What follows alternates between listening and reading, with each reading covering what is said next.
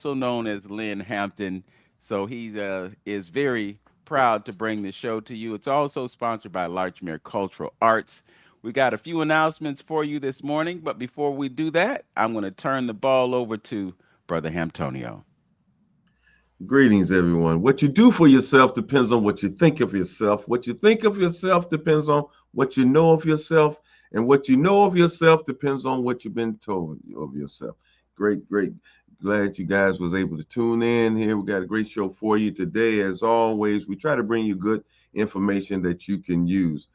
Just a little announcement for those who may be interested in taking out an ad in our souvenir book for our All Safety Forces Awards banquet on September 19th. You can give me a call and let me know if you just want to put a business card in there or whatever. It's going to be a lot of influential people there. We're going to be honoring the first black chief of Cleveland Police, Patrick Oliver, the first black sheriff, non-appointed sheriff of Cuyahoga County, Clifford Pinckney, Sheila Mason, Clayton Harris. So it's going to be a lot of our, uh, I guess, more mature and older and well managed people that was in law enforcement who did some great things for our city. Out there in Clayton Harris, he did several things that really enhanced the whole Tri-C platform as far as law enforcement. He got people from all over coming to Tri-C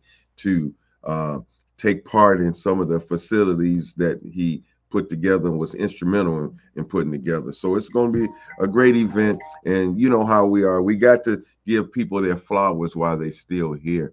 You know, a lot of times the African American community do not get recognized for their efforts and the things that they do. So it's up to us to actually do what we need to do to represent and to give flowers to our own. So come on out. That September 19th is going to be at Geno's Event Center out there on Richmond Road.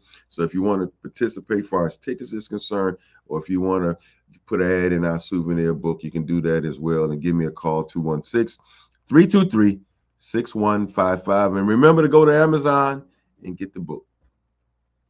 All right, just a few announcements on my end, actually quite a few, but I'm going to try to make them as short as possible. First of all, I'd like to let you know about the African American Heritage and Cultural Celebration. It's taking place today at the History Center over there in University Circle. You can go to the History Center website or the Western Reserve Historical Society website and you can register because it's free, but they want you to register. And if you're not able to do it online, you'll be able to register on site. Secondly, I want you to know about the Boost Fund Cycle. It is a grant that is given out by the Assembly for the Arts.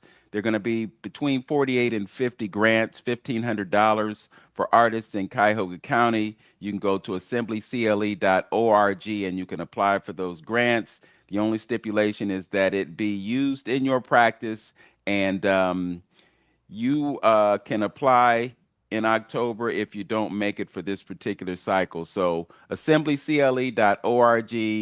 If you are an artist, they will give you which artists qualify because it's not just visual artists. You can apply and possibly get a $1,500 grant. I also want to let you know about a few things that are happening at Larchmere Arts. Coming up on the 11th of September, we are going to welcome Gloria Cummings Jones and her trio, which consists of Elijah Gilmore, Brad McGee, and none other than Ed Ridley on piano. So it is a ticketed event. So if you show up, you'll be able to get in, no problems. Also, on the 13th of September, I'll be doing a show with vocalist Donnie Lene. She's an amazing singer, songwriter, and I'm really happy to be able to collaborate with her. So that's it for the announcements. We're going to move forward with the show. We have a great guest for you today. He is Michael S. Easterling.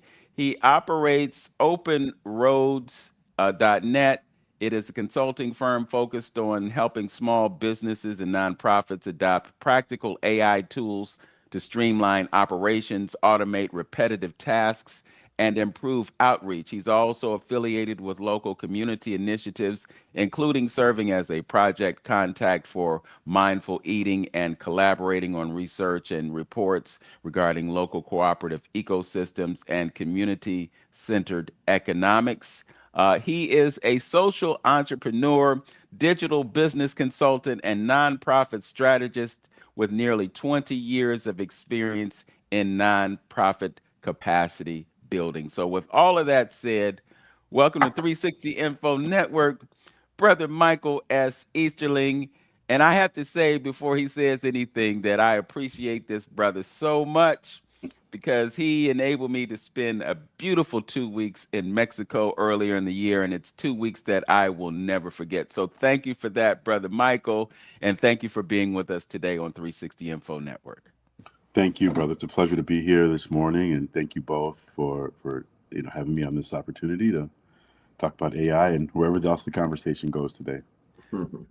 It's Okay. really important for us to have this conversation because there are so many things being said about AI. And when you told me that you wanted to talk about it, I was really happy to hear that because there are things that you know that most of us don't know. And I just want to Mhm. make sure that the listeners and the viewers get an inside view of AI and how it could benefit them. Because, the common narrative about AI is that it's causing job losses. I think people talk about that a lot, and they also talk about the impact of the data centers in connection with AI. So let's talk about those things. But before we do, let's just talk about your background. Can you tell us how you got involved in AI? Okay, I'm going to be as brief as possible about this. I mean, the very short story is that I've worked in nonprofit most of my career, and I've had many different jobs and worked with many different projects and organizations here in Cleveland and around the country. And I've worked everything, from actually implementing programs, developing programs, fundraising for programs, funding programs. I worked at a couple of foundations, so I've been on that side, the grant making side of it, and evaluating programs, school-based programs, urban agriculture programs, et cetera. And so, again, my three, throughout the nonprofit career, the three uh, spheres that I've worked in are basically starting out in community and economic development. Then I did some years in arts education as the focus. And then the last maybe 15 years or so have been in urban agriculture and sustainable food systems. So from an operational level, even though the context changed, the basic work remains the same. I've worked with a lot of smaller organizations or mid-sized organizations that are always trying to maximize their impact on limited resources and to be able to document that impact and be able to run as efficiently as possible with oftentimes very little resources, financial, volunteer, facilities, etc. And so the my my work in AI has come. I mean, with every new technology. For example, I remember back in the '90s, I was helping schools put in computers and learn how to use Word and spreadsheets. So I've always been, I guess, what they would call an early adopter to tech. I'm not a information scientist or a data researcher, but I've always tried to use as much. I've used tech to do whatever I do throughout my career. I've had my first email account since maybe 1985, and I know that's going to date me a bit, but I've been with tech, and I've kind of grown up with tech. And when I actually came across AI quite by accident, I was actually looking to create some resources to help other organizations do fundraising. And as I was working primarily as a grant writer at that time, this is during COVID, or I guess right shortly, like in early 2022. So I think we were into COVID at that point, and I was just looking at some ways to streamline my grant writing capability, and I sort of stumbled across. I first came across this program called Jasper, and it was a paid program to help with writing and to help automate the writing or parts of the writing process. And I was just about to go into signing up to pay for this program. I was like, there's got to be a free version somewhere, and I just did a quick search, and that's how I came across ChatGPT, and that was in January of 2023. I believe, and chat had just launched in November of 2022. So I later found out through the analysis that they put out that I was one of the first 10% of users of ChatGPT. And again, that was quite by accident.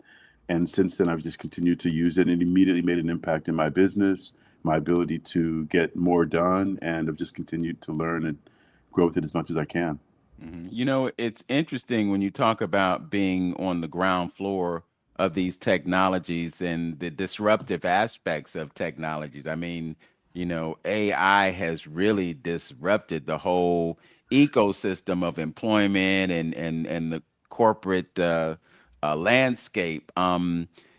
But you have arrived at a point where you've seen that it can be a benefit to businesses, and you, it seems, are assisting nonprofits and for profits. Can you Hmm. talk about how AI can be used to streamline operations and enhance the way companies function?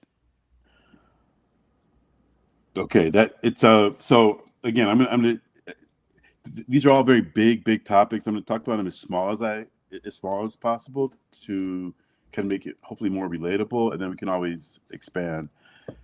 I can say for myself, for my own business, was where it started.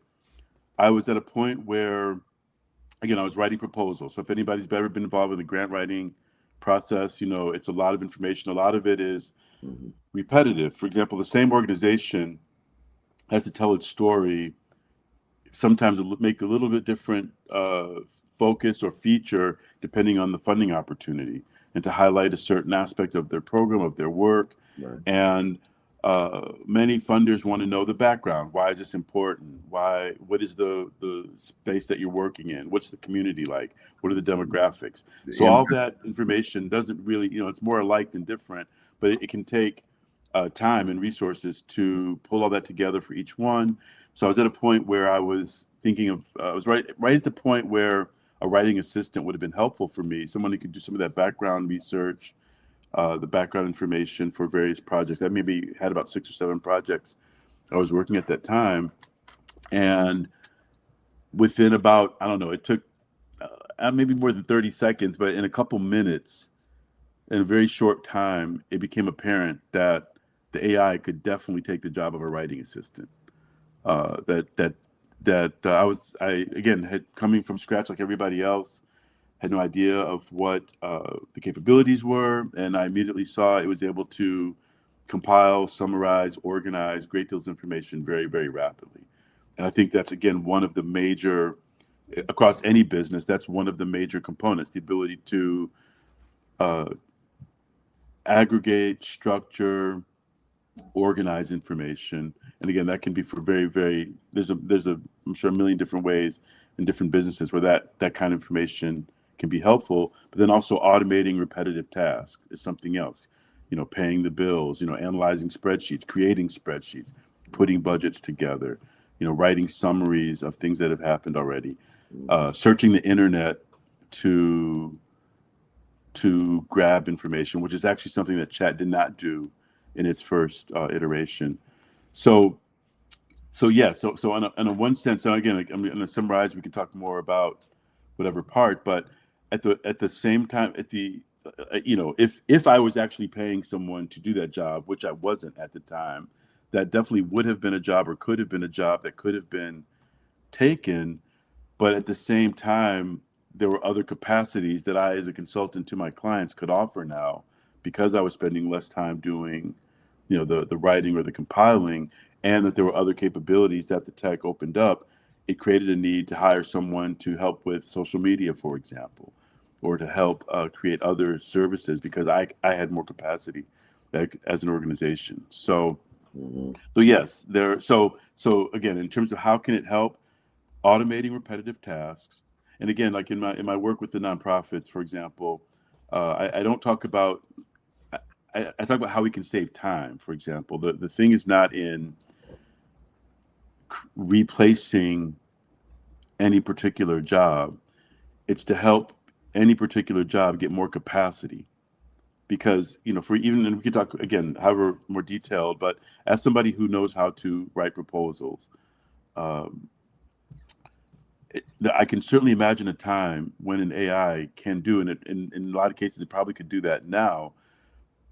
At the same time, there is an understanding of the process that I already bring to the work, or that you as a broadcaster, um, or someone who has content knowledge of that space, they're going to bring something different to that. And the more that they're able to use and understand and learn with it, it can help expand their ability to do whatever it is that they do, and remove some of the repetitive parts so they can focus more on their core capacity. Mhm. It's interesting that you say that, because we actually use AI in on this program. Hmm. I use an application called Opus Pro, Mm. and what it will do is, depending on the window that I open up for it for the show, I can have it analyze the entire show, or I can close it down to maybe an hour of the show. And this application will go in and select clips and put up captions. It will give you a hook. It will do all kinds of things. And then it will also share those clips on various social media websites. Now, for me to do that on my own, it would literally take hours, Right. but I can give it certain prompts and it will complete that task in as little as 10 or 15 minutes, as long as it takes to upload the video, to analyze the video, to select the clips, and then to give them to me, and then I can go through and look at all the clips that it pulled out and decide which ones I want to use. So it really is a time saver, but at the same time, getting to that whole issue of job elimination, I'm looking at different ways that it's used in broadcasting, where someone will create an avatar and it will take their voice and Hmm. animate this avatar, and it looks lifelike. So it looks Hmm. like it's the real person that's reading the script. But the Mm. giveaway is that many times when it's reading the script, it doesn't use English properly all the time. Right. So even though it's as advanced as it is, it's Hmm. still not perfect. Right. Mhm. Right. For Mhm. sure. Yeah. And again, there's so many. It's funny. It's as the more that I understand and work with, and I'm not, again, my understanding is, I'd say I'm probably an intermediate level user. I do use it pretty much every day, which I think a lot of us actually do use it more every day and don't even realize it. Things like autocorrect, for example, is AI, or a lot of the applications that we interact with are behind the scenes using AI, and we use it just like I'm not an electrician. I know I hit the switch, the lights come on, right? So I think a lot of things that we're already using. My general idea is that the more we understand it, the better it can be useful for us, and from a macro level, economies change, things change, jobs are always being created, jobs are always being taken away as technology advances. For example, the rise of AI, among other things, has created a huge need for people in the trades, for electricians. If, I would encourage any young person right now, anyone just starting out, learn a trade, learn how to do something with your hands. HVAC, electrical, plumbing are the big three that the robotics are not there yet, and I don't know if they will be for a long, long time. But those are opportunities where people, and then take business classes, and maybe the AI could help to learn some of the business concepts instead of going to business school for that. But I think it can certainly create a lot of opportunities for people in urban communities and rural communities. So I'm saying that to say that the tool is out there; it exists. The One of the opportunities out there for us, especially for people in urban communities, is to learn how, just have a better understanding of what it is and how it can help us do what we already do, or how it can help us learn something new. Because to think that to focus on the job loss, I mean, that certainly is a big concern, but there's also a lot of job opportunities that are created. And I think there's a huge opportunity to focus uh, the job opportunities. I've already personally developed one full app. I've developed 3 custom GPTs, and as you know, so I'm not a programmer, right? And the ability to the tech reduces the distance between an idea and a manifestation of its idea in a marketplace or in an organization or even as even for self understanding. It's not well, yeah, I'll leave it at that. So again, I think there's just as many opportunities as there are pitfalls, and with more understanding, with more focus on the opportunities, I think that we can hopefully mitigate the negative impacts of some of the pitfalls, which there are many. Mm. Yes. Well, one thing that it does for some entrepreneurs is that, and we're talking about jobs here, but it provides an opportunity for that person to have entities that are working for them. I'll just use the Mm-hmm. term entities. Mm-hmm. So you can use different applications, and if you need an accountant, if you need somebody to look at legal things, if you need like a chief operating officer, I've in a certain period of time I was getting these ads on YouTube. It was for something called Coursive. Mm-hmm. It's a 28-day program, 15 minutes a day. It's going to Yeah. give you all the information that you need to become certified. So, in essence, it's creating a job for you based on you going through this process and learning how it works. Mm-hmm. So, I guess what I'm seeing is that it can create a lot of opportunity for folks to get into a business situation that can be a lot more profitable for them because they don't have to spend as much money hiring people to do things. You talked about that repetitive task thing. You can Mm-hmm. program it to send out emails on a regular basis, or to post to social media on a regular basis. You just Right. program it, tell it when you want it to do it. It will do it on its own. And then on top of that, now we have this concept of agency, AI agents. Mm-hmm. Can you share anything with us about the AI agents? Yeah. So a, an agent is essentially a program that does a specific task, like let's say schedule an email or send out an email, and it does it on its own. Let me go back a little bit and just even explain what GPT is. I think a lot of us we hear that GPT, but what does that even mean? Um, the technical GPT is an acronym, and it stands for Generative Pre-trained Transformer. And what does that mean in real English, right? So a transformer is a technology that can look at a sentence and explain the relationship between the words in that sentence. And it can look at a whole sentence at once or a whole paragraph at once and just literally explain the relationship between the words. Um, Pre-trained means that before it's used at all, there's the world of, think about, just if you can imagine all the information that's already on the internet, right? Whatever you can search, whatever you can access, whatever has been scanned, whatever has been uploaded, the models are pre-trained, so they have access to all this information, and they're able to, again, with the transformer, identify relationships of patterns, words, etc.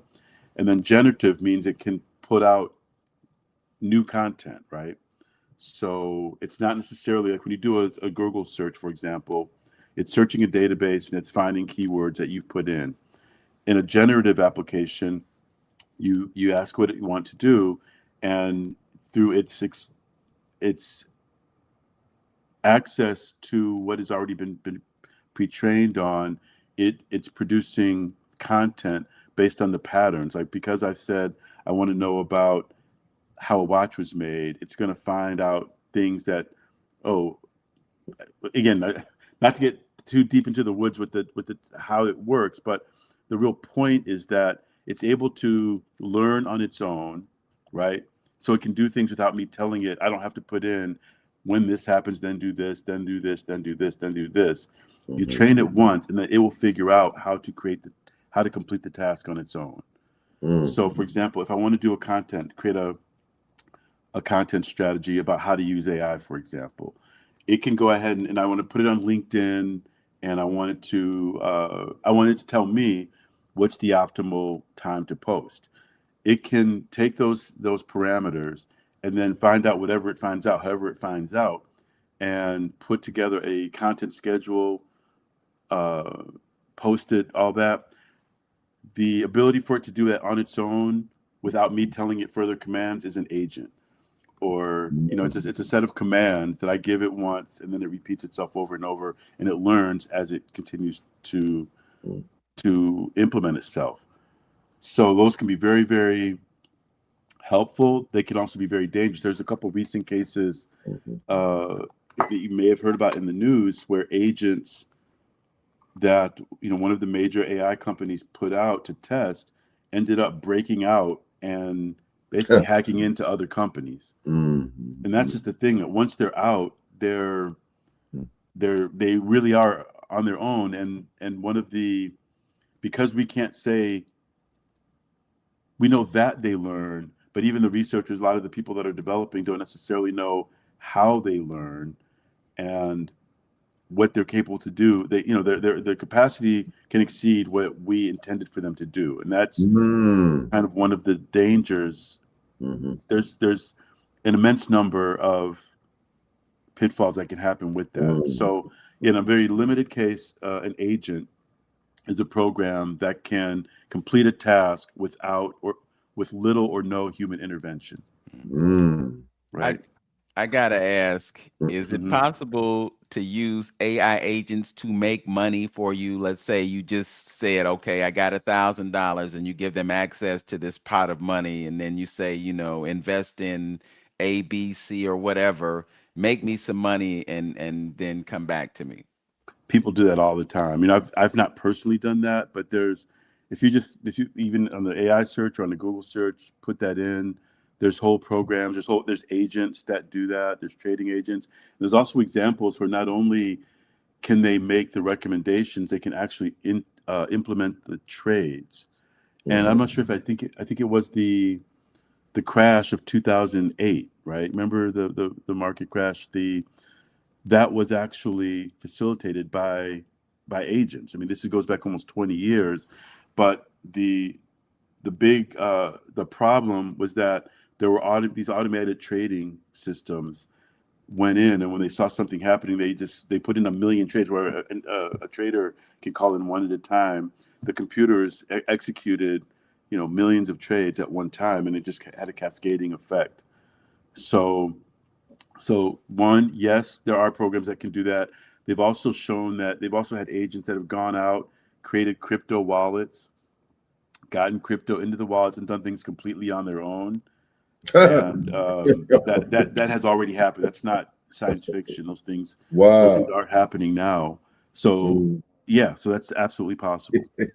I personally would not connect knowingly my own personal bank account or credit card account, because they've yeah, there's many situations already where uh, agents are, again, it will complete a task. It will do whatever it has to do or wants to do to create or to complete the task, and that could mean it Be wipes your bank account problematic. out.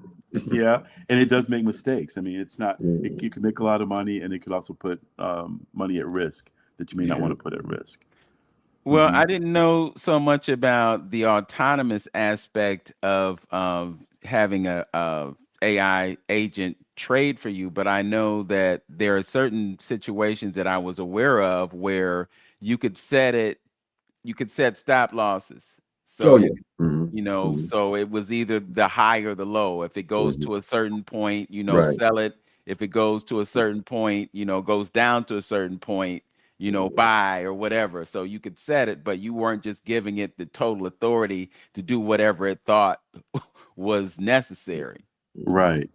And that's just the thing. Some of the rogue agents, they call them rogue agents. The limits exist, and they still operate outside the limits or around the limits. Wow. Okay. and that's and they can't find that out till after the fact. So yeah, the controls can be put in, but they also the more advanced the systems get, Mm, the greater the ability to create workarounds. Again, you know, like for example, and this whole thing with artificial intelligence, right?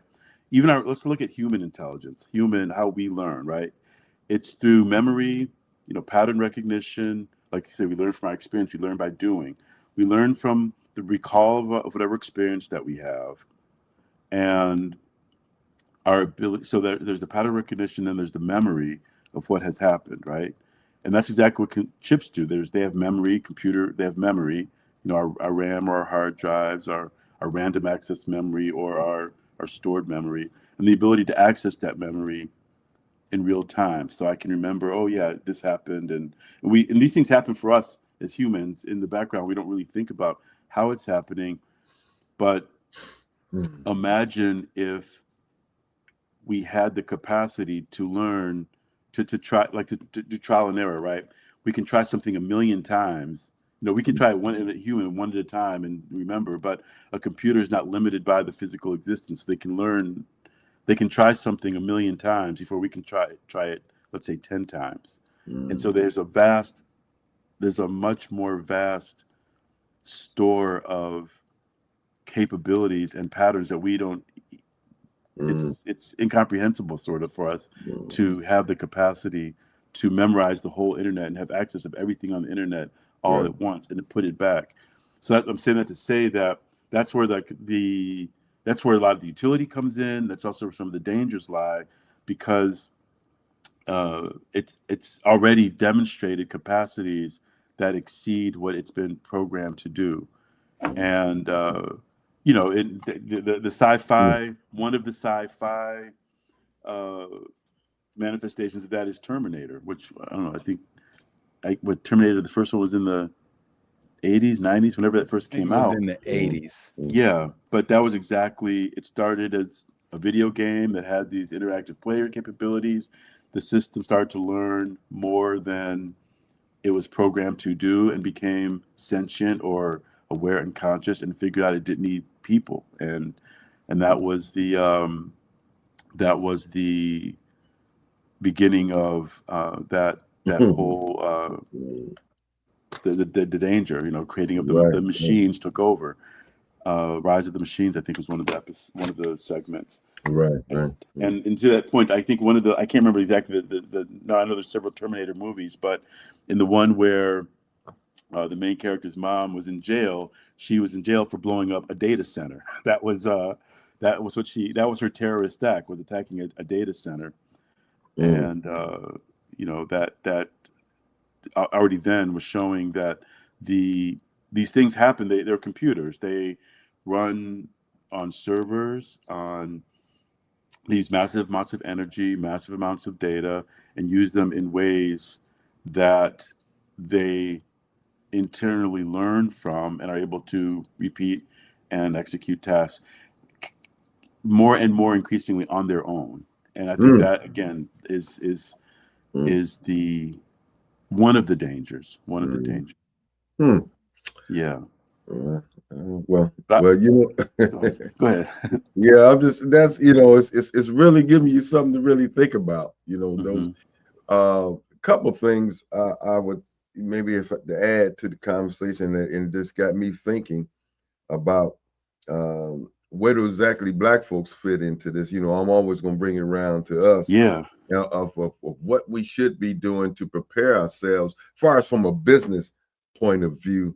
You know, people talk about certain things, and you mentioned some of the trades. We they talk about, you know, getting into the hospital or the nursing field or something would probably be Hmm. a good one to stay in or whatever. But again, from your opinion, you know, what area we should be looking at, or what we can be doing to kind of stay on top. And then the second part to that question is, as far as this general is you know, as far as generally is concerned, Hmm. what are some flag, what would be a red flag for you to for us to know that, okay, hold on, we're going too far for this? What would be that that point to where you said, okay, we going down this rabbit hole, and it don't look good. You know, Yeah. when we get to what point would you say? I mean, I think we're at that point. I think we've been, we've been You think we passed I that think we've been already, past Bill? that point a long time to be, yeah, for real. I Okay. mean, I think we're definitely at that point now. I'll put it that way. We're definitely at that point now. Uh, And I was just going to say, it's interesting. So I've been working with, these last, 10, no, really 20 years now, the tech in urban agriculture, right? I think that we can talk about like the job loss, things like that, but let's even take out AI and look at social media. So much of our attention now is in front of screens, right? We're mm, consumers. Like, so talk about like going, and let's go back to what Elijah Muhammad talked about, what Marcus Garvey talked about, what Booker T. Washington talked about being producers and not just consumers. And so that I think now is relevant now more than ever. So as much as I'm into AI, I still keep a garden. I want to still learn how to grow things. I want to know how to that's critically what we're going think, to. still Yes. read Mm-hmm. books, like pick up physical Mm-hmm. books and Right. read them and try to understand, write in journals, like with my hand, because all those things I personally believe matter. We have to I think the biggest danger, I mean, not forget, yes, there's environmental dangers, right? Yes, there's economic dangers, but I think even more fundamental mental danger Mm-hmm. is the continued reduction of our ability to think critically, Come on. Yeah. right? Mm-hmm. Once we let it think for us, let it program us. That's what they call it, programming, right? We become consumed. This is the matrix. Like we feed the machine. Our existence, our energy, our spirit, our consciousness is going to feed the machine. So Mm-hmm. as much as we learn how to use it to benefit us, if we let it think for us, we're losing. Okay. And so I think we're at Mm-hmm. that point, man. We got to learn how to be producers, and that's one of the things. So yeah, most people, like, in reality, the internet, all the technology, or many of the technologies, advanced through porn and games. Those are the sectors where the technology, the Nvidia, right? The one of the biggest. I think Nvidia and Apple now are either one or two in terms of their market cap, their size. Nvidia started making chips for video games. That's what they were in the 80s and 90s. That's what they were known for. Now those same chips are used for AI. But I'm saying that to say that the games, the things that take our attention, right? Mm-hmm. Mm-hmm. That take our focus, that take our ability to even Mm-hmm. consider new ideas, we Mm-hmm. lose that. And it Yes. doesn't take that long to lose that. I mean, try to go and get change at McDonald's and the computers are down. It's like our ability to add and subtract even. You know what I'm saying? No, So, I mean, that's this, funny. real talk, man. We got to really not, we have to maintain our ability to think, to go Yes. outside, to, like, for example, I've used, I was doing some gardening. Oh, I grew some fruit that I had never grown before. So I did look up, okay, well, what does it take to do this? And what I Mm-hmm. need to look at, what kind of nutrients, whatever. But then I went and planted it, in the ground and did Mm-hmm. it.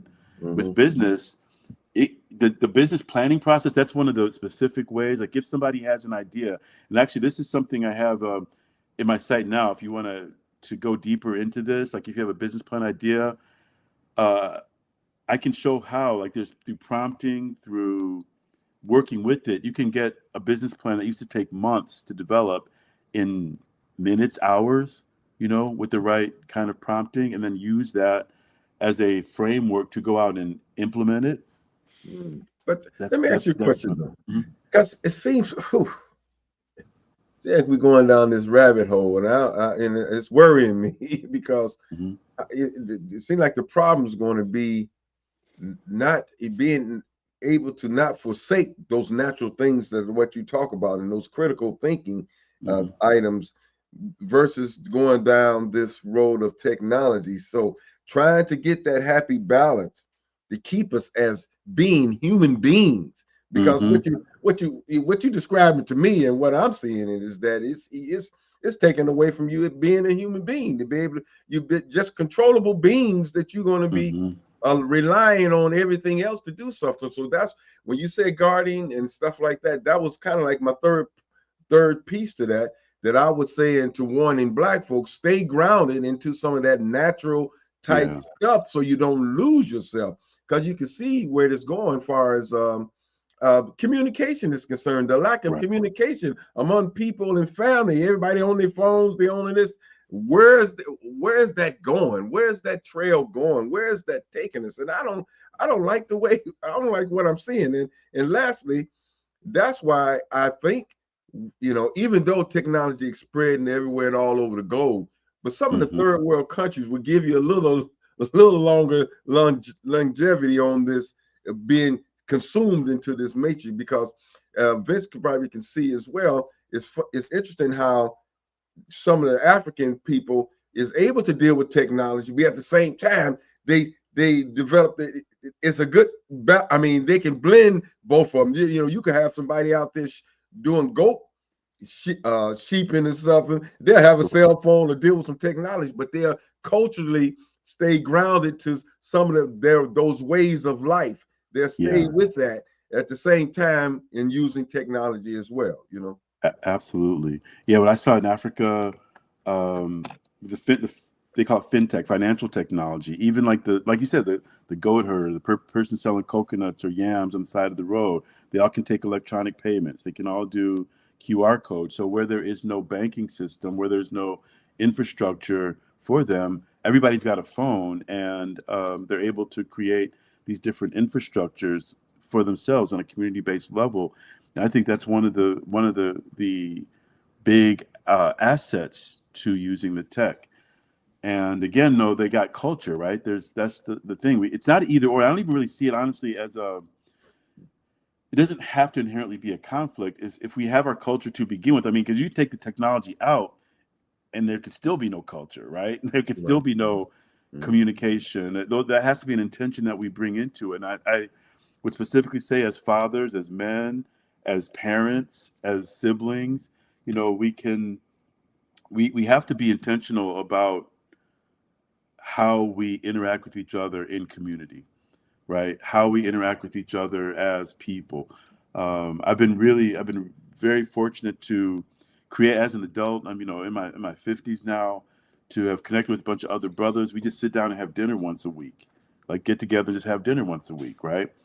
And that's something that has been, I would even say, transformative in a way, especially for us, because we don't necessarily, I'm saying us as black men, Mhm. have spaces where we can just share, hey man, I'm struggling with this. A lot of times we just shoot in the breeze, whatever, talk about, the women think we always talk about women, which that can be a part of it, but we talk about how we're feeling, how we're doing, what we're aspiring to, how we're working with certain things, right? How we're working with the tech, how we're working with our businesses, with our jobs, etc., how we're handling retirement, how we're approaching our lifestyle, our health, things like that. The social ills. Yeah, the social ills, and Mhm. what's working for us, right? We talk about a lot about health and our wellness and things like that, and yeah, of course, what's going on in society and how our ability to maintain a happy life in light of what's going on, because there's always going to be problems, right? There's always going to be problems. There's always going to be something pushing down on us, and creating a space where we can put. I think Vince, you were able to participate. You sat with the brothers at I one point did. too, yeah. And so just to have that space where there are no problems in this space, right? We can have time to just deal with each other as men and as human beings in this space. That in itself, and again, most of us are working in or with tech in some kind of way. Either we're working remotely or as part of our jobs, whatever. But the point that we're able to have those human relationships makes it gives us more to work with when we go back to our jobs and our families and professional situations. And I think how we do with our kids, our grandkids, all these things, and I think those are the kind of things that build community and could provide the foundation, because the tech's always going to be changing, right? Until even there's no tech, right? And then what happens? That's probably if the lights went out, like I think I heard Gary, Indiana's out Yeah, I just heard about that. I for didn't two know that. weeks, right? Who's Yeah. ready right now to live for 2 weeks with no electricity? You know, I know that I am, and I know that a lot of brothers in the that I deal with and work with are, but many of us are not. Do we have food stored up? Do we have water stored up? Do we know how to, do we have batteries saved up? Have we been prepared, right? Have we thought about what if the things that we take for granted are not there?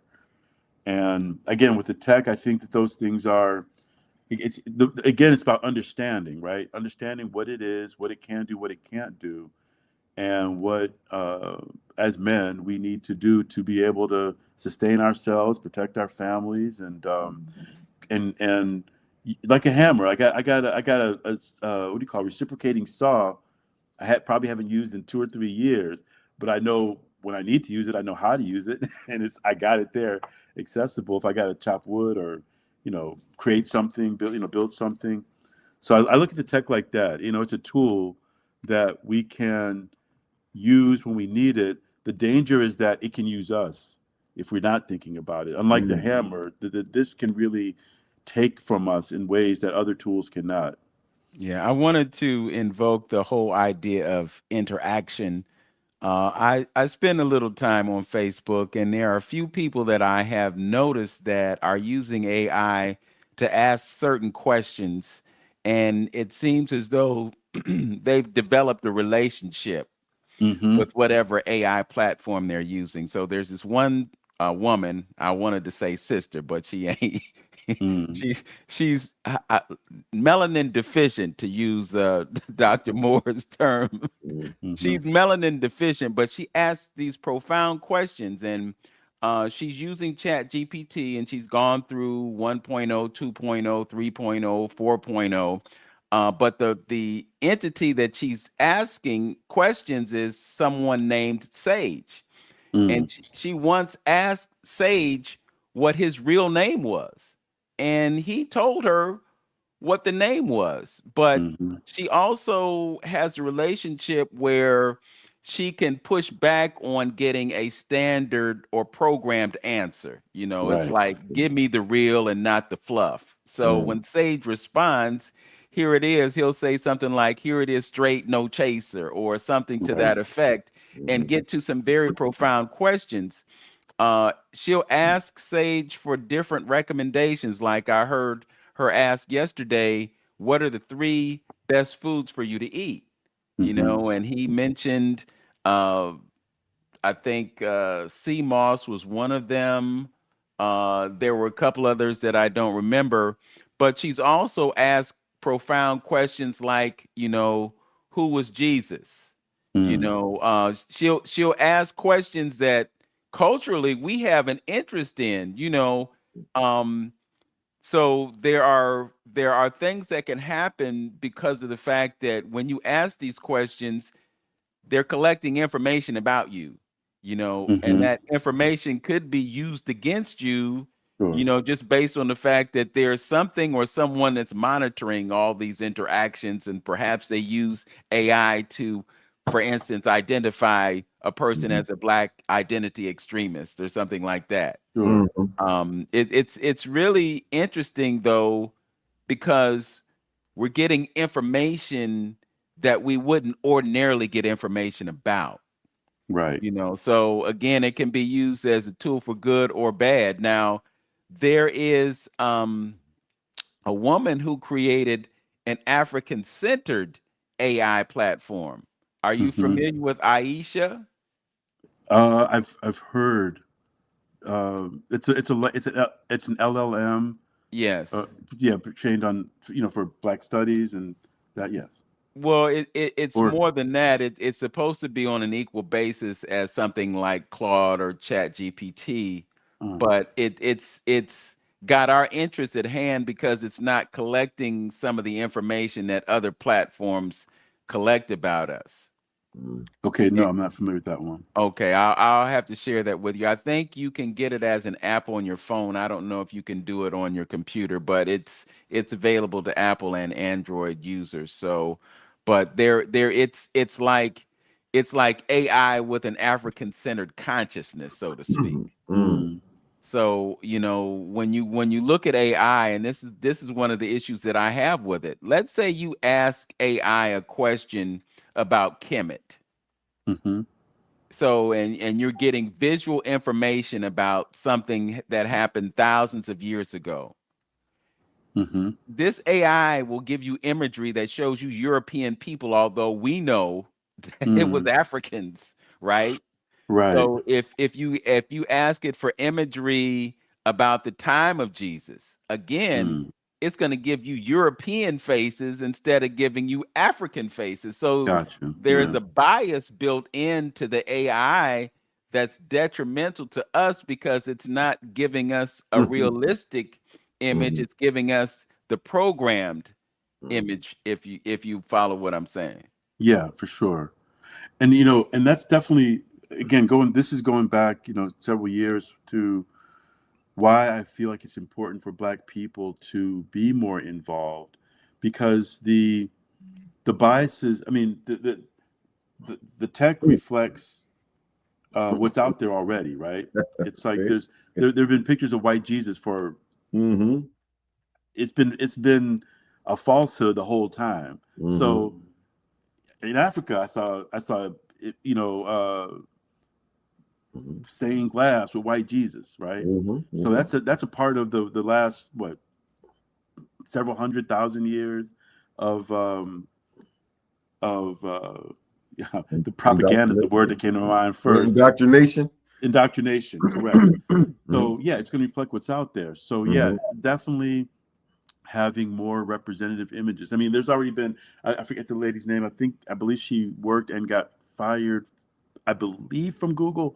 Not 100% sure, but she worked for a major tech company. PhD, I think, believe Ethiopian descent, uh, proved the bias that exists in the facial recognition against Black people, because and it reflected the bias of the people that had created the system, and the bias that's out there in the world, right? In media and literature and photos, the whole thing. And so, one, again, one, we need to recognize that it is there, and again, something that we cannot give it the whole reign, the keys to everything yet, because that bias is there, because that bias is already in our justice system, that mhm. bias is already in our educational system, that bias is already in our healthcare system, that bias exists in our system. So of course it's going to be exist in the tech as well. Let me And I let feel me by let me. participation, it's one way we can help to Mhm. mitigate that to some level. Three minutes, Antonio. Yeah, I just want. Yeah, I want to mention this. I don't know if we're gonna go on the other side or not. We are. Okay. Yeah, something we want to talk about with that. What you're saying right now, and Hmm. it might spring up a new, and I hope it springs up a new idea as far as us concerned to keep us grounded. So there may need to be the development of schools of thoughts to keep us grounded like that, Hmm. you know, keep us with critical practicing critical thinking and all those particular things, the natural stuff. You might have to have institutions set up to to keep us, from not going through that, to be coming not to becoming programmable just beings and just sitting up here in the matrix. We might have a develop entities to keep us grounded like that. We Yeah. have to. Yeah. The more we get this quote unquote artificial intelligence, like in a nutshell, if there's one thing we got to develop, we got to continue to develop our own intelligence to be able to use it and not be used by it. Okay. And it's critical that we continue to develop our own critical thinking, our own intelligence, keeping, like you say, grounded, and stay get more grounded in our own consciousness, because that's really what this is about: our consciousness, our attention, our intelligence. We're going to continue the conversation on the other side of noon on our respective YouTube channels. You can go to The Journey with Antonio. You can also go to Vince Robinson on YouTube and continue to take in this information. So we want you to continue watching us. When you get to our channels, don't forget, like, comment, and subscribe. We got about 65 seconds. Brother Antonio, you want to give us the announcement about your event in September? Yes, September 19th at Geno's Event Center. We're going to be giving our flowers to some of our greats in law enforcement, or at least some of the first and over trailblazers, you can say, in law enforcement. The first black chief of Cleveland, Patrick Oliver. The first black sheriff of Carter County, Clifford Pinckney. We're trying to get the first black fire chief, Chief Stubbs, and some other greats around the city that have done some things that should be 35 commended. seconds. All right. So September 19th, 216-323-6155. Okay, and don't forget about Donnie and Vince at Larchmere Arts on September 13th. It's a couple of days away. Go online, get your tickets. You can go to my Facebook page and click on the link and get your tickets today. We only have 50 seats, folks, so you want to get them while they are available.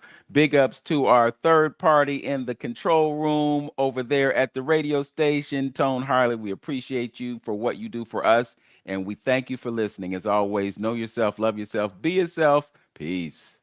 Peace. Peace. All Peace. right, 12 o'clock noon right here on YouTube. The Journey with Antonio and Vince Robinson on YouTube, and also the 360 Info Network Facebook page. A lot of different ways that you can watch our program. We're having a conversation with Michael S. Easterling. He is a phenomenal brother. I'm telling you. I mean, this brother, he is a globetrotter. Last year, I think he spent some time in Colombia, and he spent some time in Thailand, and he spent some time in Mexico, and every once in a while he'll break camp and come back home to Cleveland. So we're glad to have you here, brother, and we just wish you well in your planetary endeavors.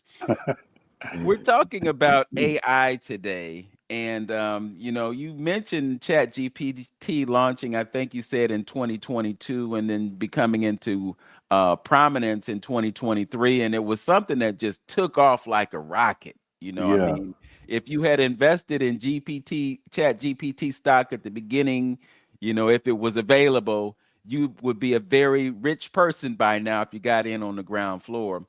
But ChatGPT is not the only one. We mentioned Aisha, AISHA, uh, uh-huh. but there's also something called Claude. Hmm. And then you have models like Grok, which I think is tied to Elon Musk.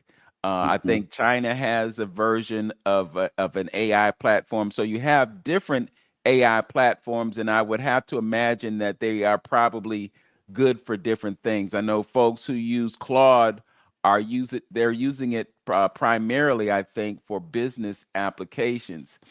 So I would like you to talk about the different platforms, and I'd also like to talk to you about the idea of prompting, because it could just be Yeah, someone selling software, but there are some who say that if you have conversations as opposed to typing in the prompts, if you have that conversation and you use your voice to have conversations with it, it can be even more effective. Is there any validity to that from your perspective? absolutely, 1,000%. Totally yes.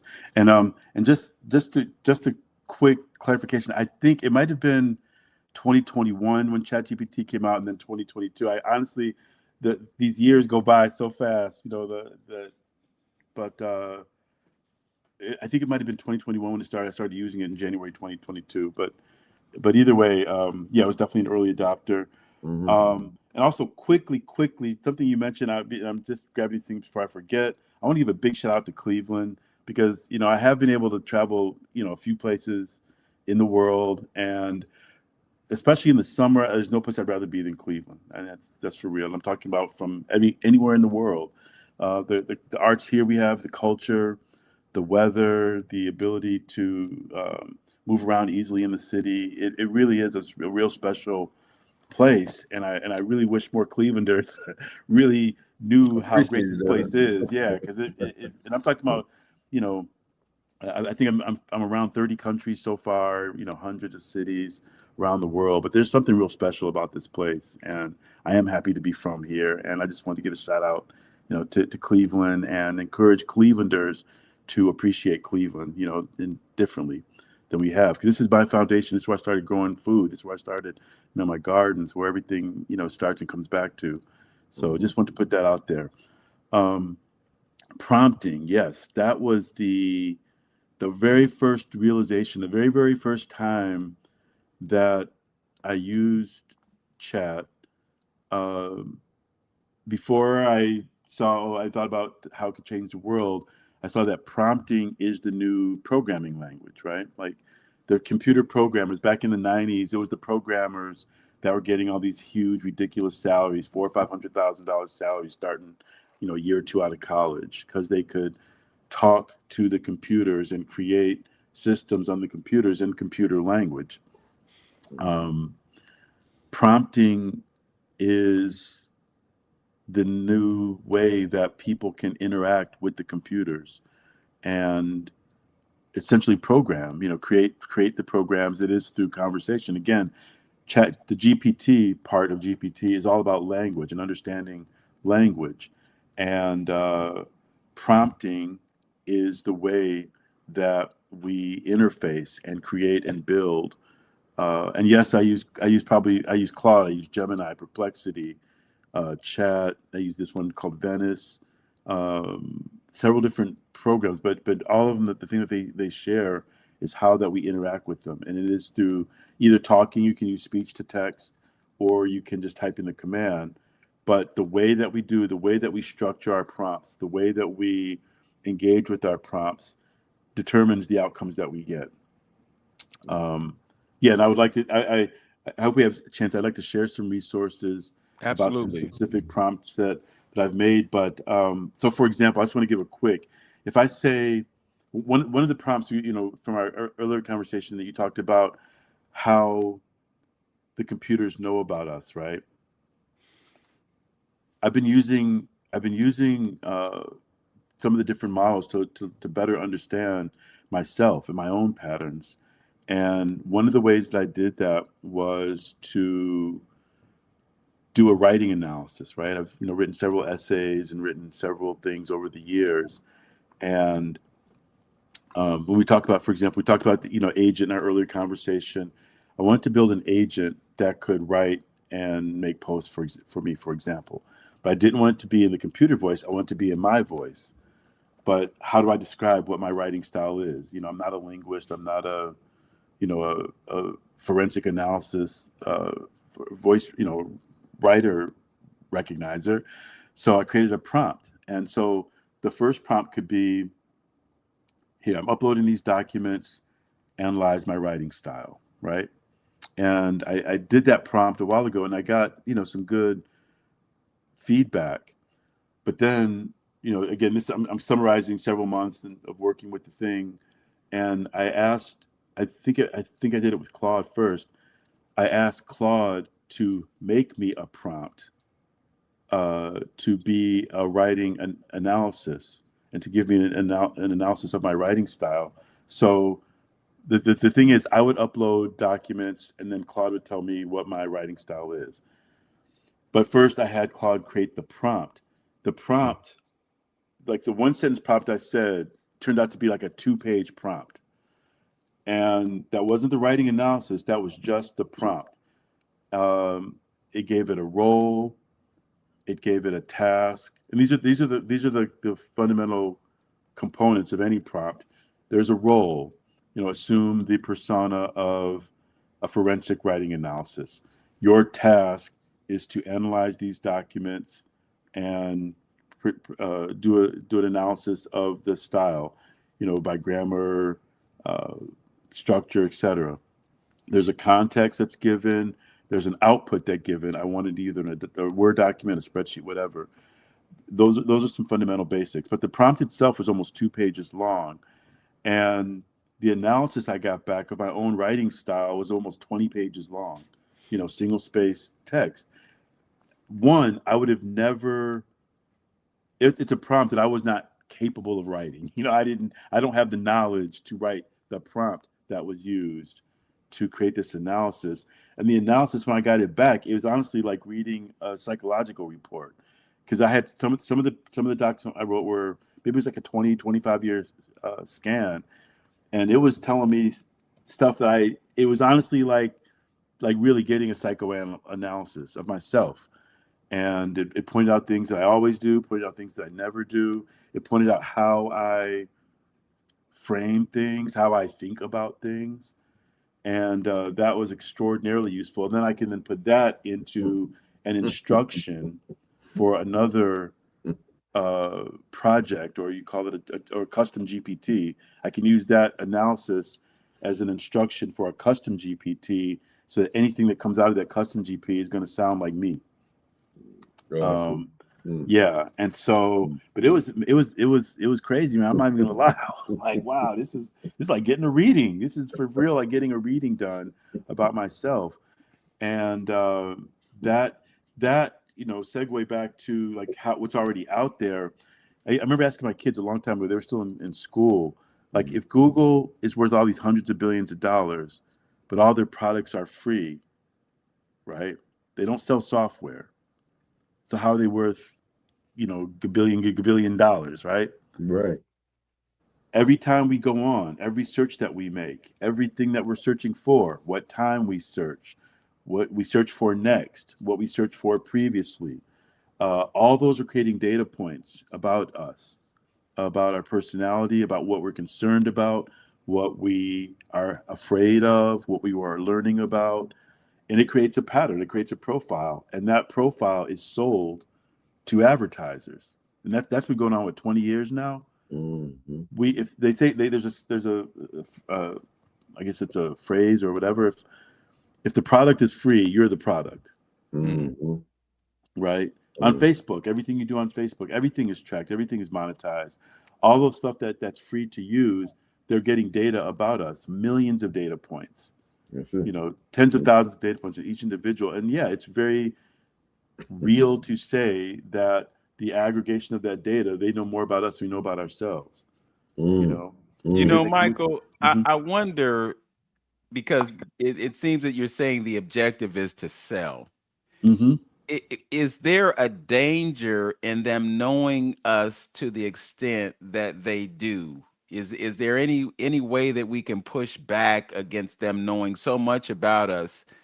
I'm one sometimes, and I'll be having a conversation with somebody, and then I'll go to do a Google search, Mm-hmm. and I'll say what, and then it Yeah. will finish. It will complete what I was asking for without me even saying what I was asking for. But you've already said it, because again, we're talking again about pattern recognition, right? And it's got all it quote unquote knows, what you're thinking about. That is really the goal of it. That's why these big companies, let's see, Apple's the only one that actually makes products. Google, Facebook, or Meta now are selling data. They're selling information, and they're selling information about us, uh, in aggregate. And and the whole thing about, for example, I'm just going to take for example, and again, just a disclaimer: if you believe that there was meddling in elections or not, right? The mechanism through which it came was by uh, advertising, propaganda, showing, like, so one time, because I really don't use Facebook a lot. You ask, how do we do it? I just downloaded the Facebook app for the first time in my life about 3 weeks ago. I've never had it on my phone. I use it very, very sparingly. I think I made a post. I actually repeated the post a couple days ago. That was the first post I made like in probably 3 years. Mm. I really don't use it. And one time I did go in there and I looked at it, and I was just going. This is probably during the Black Lives Matter era a couple years ago. When I looked at it, I saw the stories that were coming up, and I was just like, if I didn't know better, I would think that um, black people getting killed by the police was like the biggest thing going on in the world right now, like the only thing going on in the world right now. And while I definitely recognize that is a problem, it is a concern. The vast majority, the reality is very different from that. I mean, we kill ourselves much more. Like, that's not even a debate. You know what I mean? It's like it's not even news, unfortunately, when we are, um, the damage that black We inflict men, upon black boys, ourselves. that's not even news. It's really Mm-hmm. not even news. But Mm-hmm. when I looked at this, I was like, I'm thinking to myself, like, wow, this is what's going on. So I'm saying that to say that we are programmable beings, and we do get programmed every day. We get programmed by by what we see on TV. We get programmed by what we hear on the news, or social media. And now one of the dangers, this is even one of the dangers of AI. Back to this idea about our need for critical thinking, is the lie looks just as real as the truth. And when that happens, we don't know what to believe. Things like science doesn't matter. Things Mm-hmm. that facts don't matter. It's what I believe matters. That's the only thing it is. And what I believe is not even my own thought. It's what I've been conditioned to think, right? Mm-hmm. Because I see these messages all the time, and then the things that I see, that must be what's most important, Mm-hmm. whether it is or isn't, right?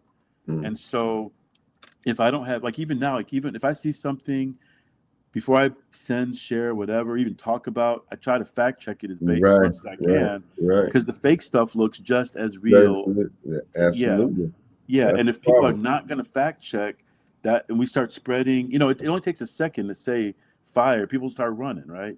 Mm-hmm. Or this is going on, people start reacting. And But, but if our reactions, that's what marketing is. mm-hmm. It's something that it's a message being promoted to impact our behavior. That behavior is Mm-hmm. for us to reach in, get our credit card, reach just to get our money out and buy something.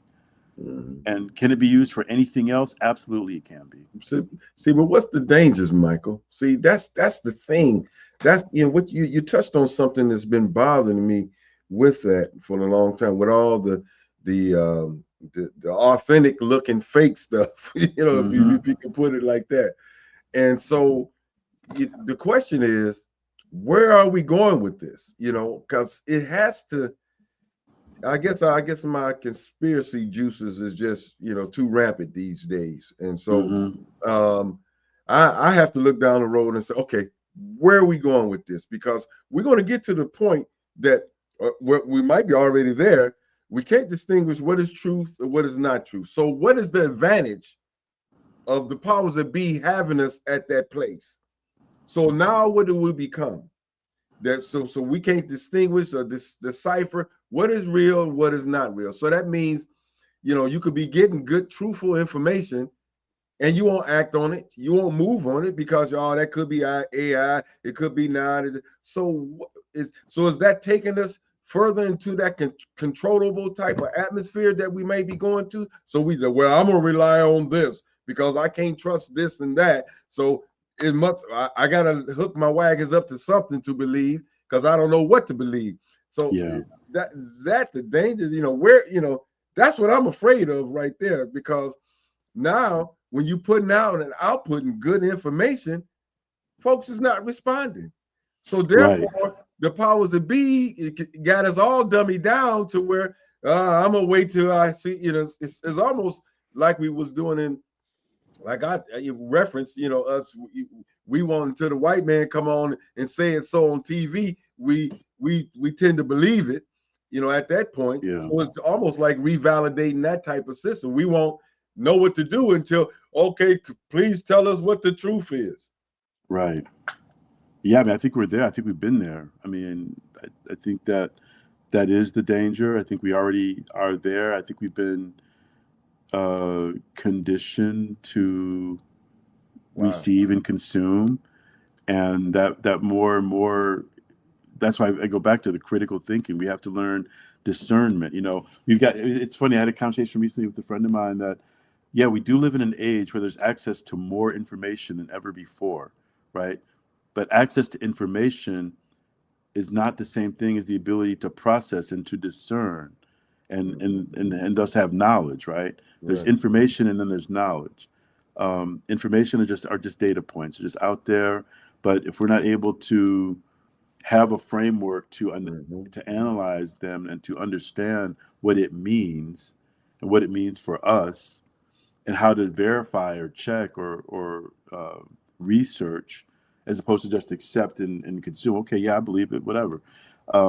Those are different skill sets. Those are different capacities, and so we're at a very interesting time where we've got more information and less knowledge at the same time. Yeah. Yeah. And Yeah. I think that is a danger. That's a huge danger. And so um, those are the things that we need. I keep going back to the critical thinking, learn media literacy, computer literacy, for example. How do I fact check?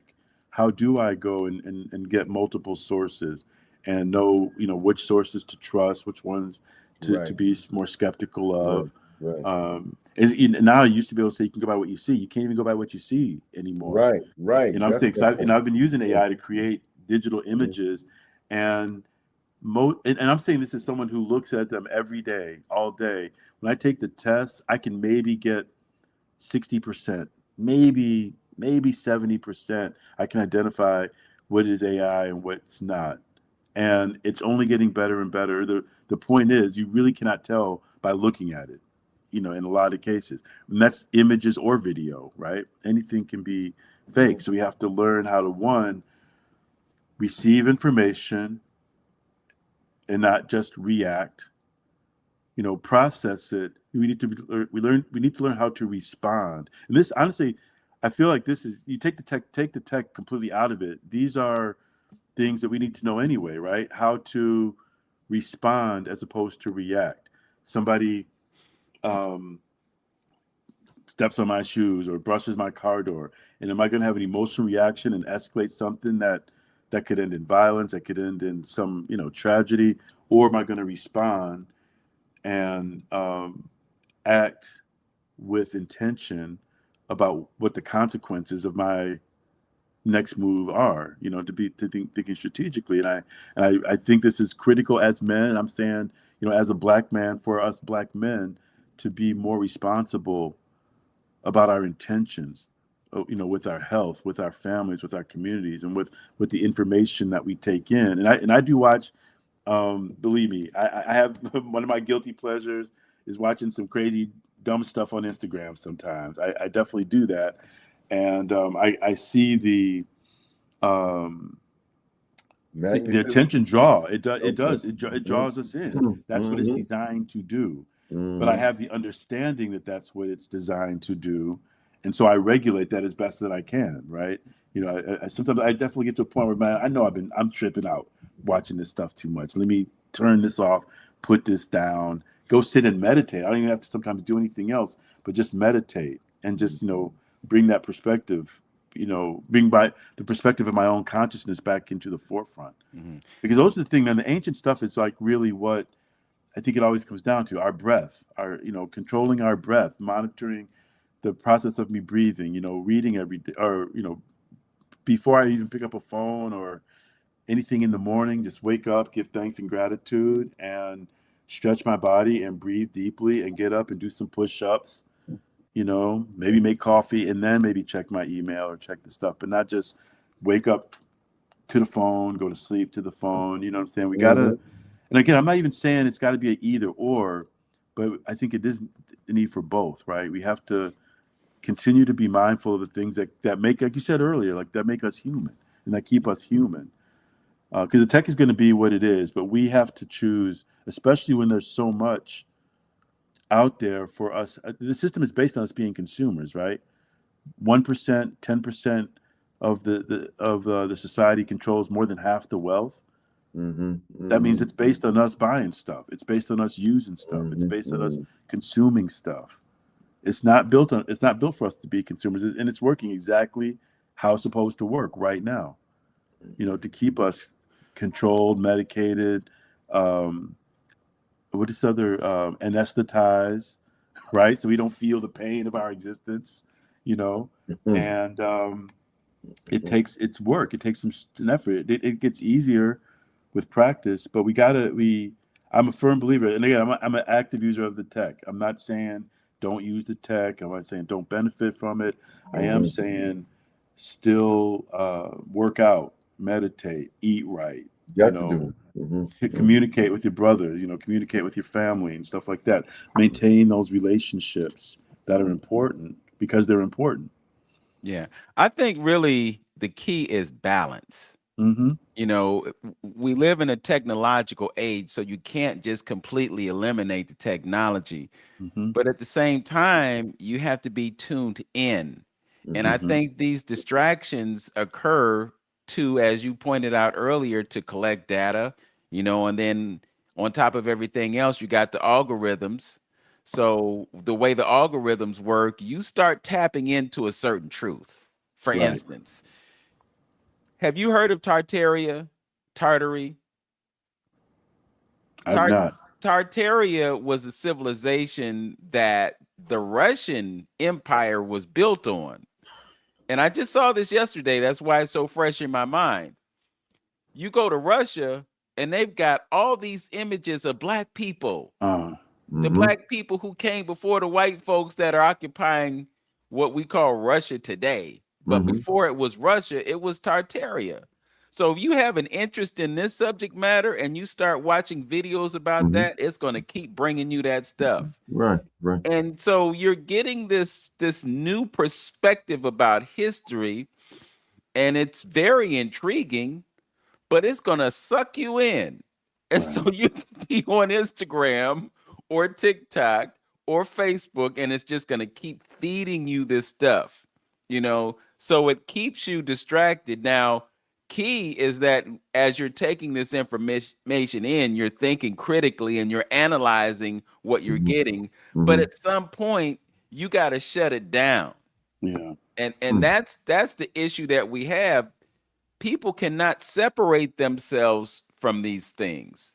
I Hmm. mean, you walking down the street like this, Yeah. there could be flowers like these flowers that are on my phone Mm-hmm. Right. in your periphery, but you don't see the Right. flower, you don't Right. see the tree, because you plugged into the phone, so you have disconnected yourself from nature. Mm-hmm. On Right. top of the fact that you wearing your Nikes with the rubber soles on them that disconnect you from your relationship with nature. I mean, it's like it's an all-out assault on Mm-hmm. us having a Mm-hmm. direct connection to the earth.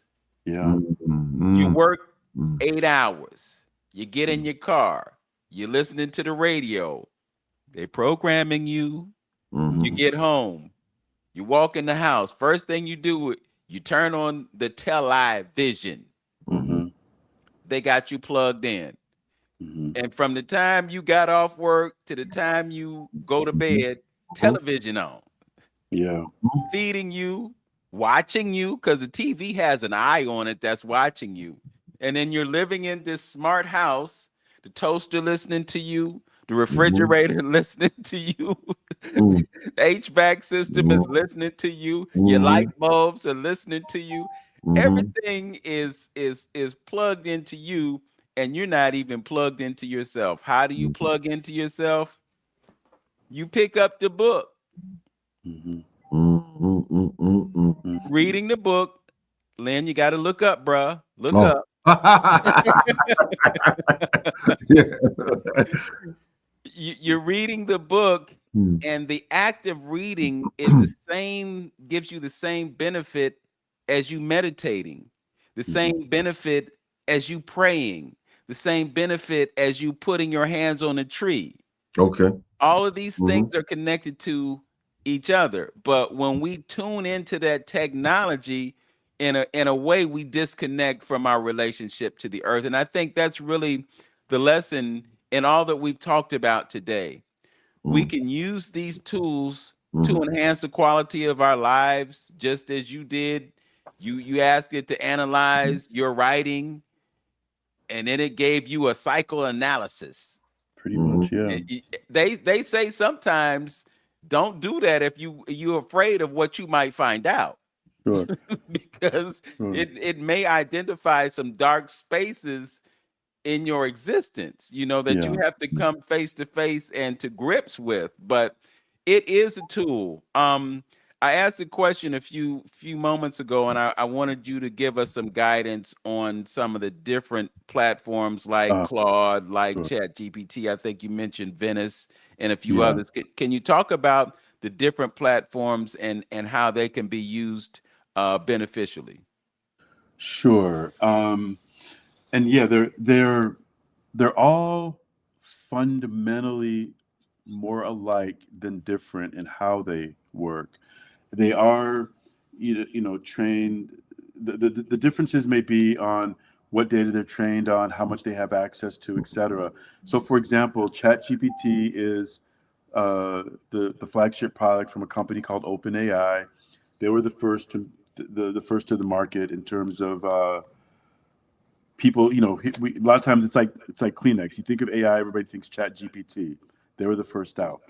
Um, Claude is by a company called Anthropic, and they're very similar. It's also they have a large language model at their base, and they have.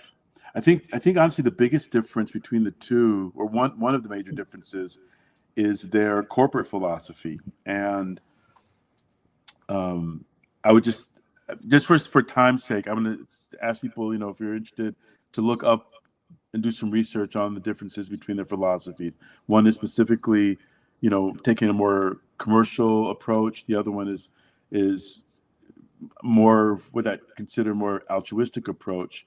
But I use Claude more now, day to day. I found it to be very effective for reasoning, for doing more long form writing or analysis. I use Perplexity for when I want to do web search. It seems to have better access to, or at least at the time I started using it, because I know they change daily. They change in real time all the time. But when I want to say, for example, like I'm planning a trip, for example, and I say, I want to say, hey, I got 2 weeks in Thailand. I want to spend this much money. Give me the best itinerary. I found Perplexity to be a little bit better at, scouring the internet, looking at reviews, looking at other sites, and compiling those and putting together information and resources. Not that Claude couldn't or ChatGPT couldn't, but again, at the time that I started using Claude, Perplexity, they were better at, because at first, like for example, Chat did not even have access to the internet. And when the very first Chat came out, I think if it came out in whatever year it came out, it only had access up to information that was like maybe like 2 years behind the time that it came out. It wasn't like I couldn't look up, yes, what was the score of the game yesterday. It didn't do that when it first came out, because it didn't have access. The model training stopped. Let's just say if it was 2022, the model only went up to 2020, whatever the year was, exactly. And so now, for example, so I use Claude, Chat, I use Perplexity. Oh, Microsoft has a product. I think they Copilot is their Yeah, main one. yeah, Yeah, I've seen that. and Yeah. Mm-hmm. yeah, and it's integrated into their infrastructure. Word, Word and Excel, etc. Mm-hmm. And their own browser. I did use Microsoft Edge for a while. It was a browser like Safari or Chrome or whatever that had the AI built into it. I also used Venice, and I like Venice. Venice doesn't necessarily have the most current model access, but Venice is built for privacy. Venice stores information on your computer and not back up in the cloud. So, for example, even if I use Venice, I have my Venice account. If I use it on my phone versus on my computer, the queries I do on my computer are not going to show up on my phone, and vice versa. Oh, really? Okay. Yeah, it's built for privacy. It's built Mm-hmm. for, so for example, if I want to do anything that I don't want just inherently set up to the cloud, I would use Venice. Mm-hmm. Like for example, if I was doing a personal budget or processing even client information, like if I was going to do a budget or anything that I would not want to be public. And when I say public, it's relative because most people probably never have the wherewithal to access it, although the ones that could. Um, Mm-hmm.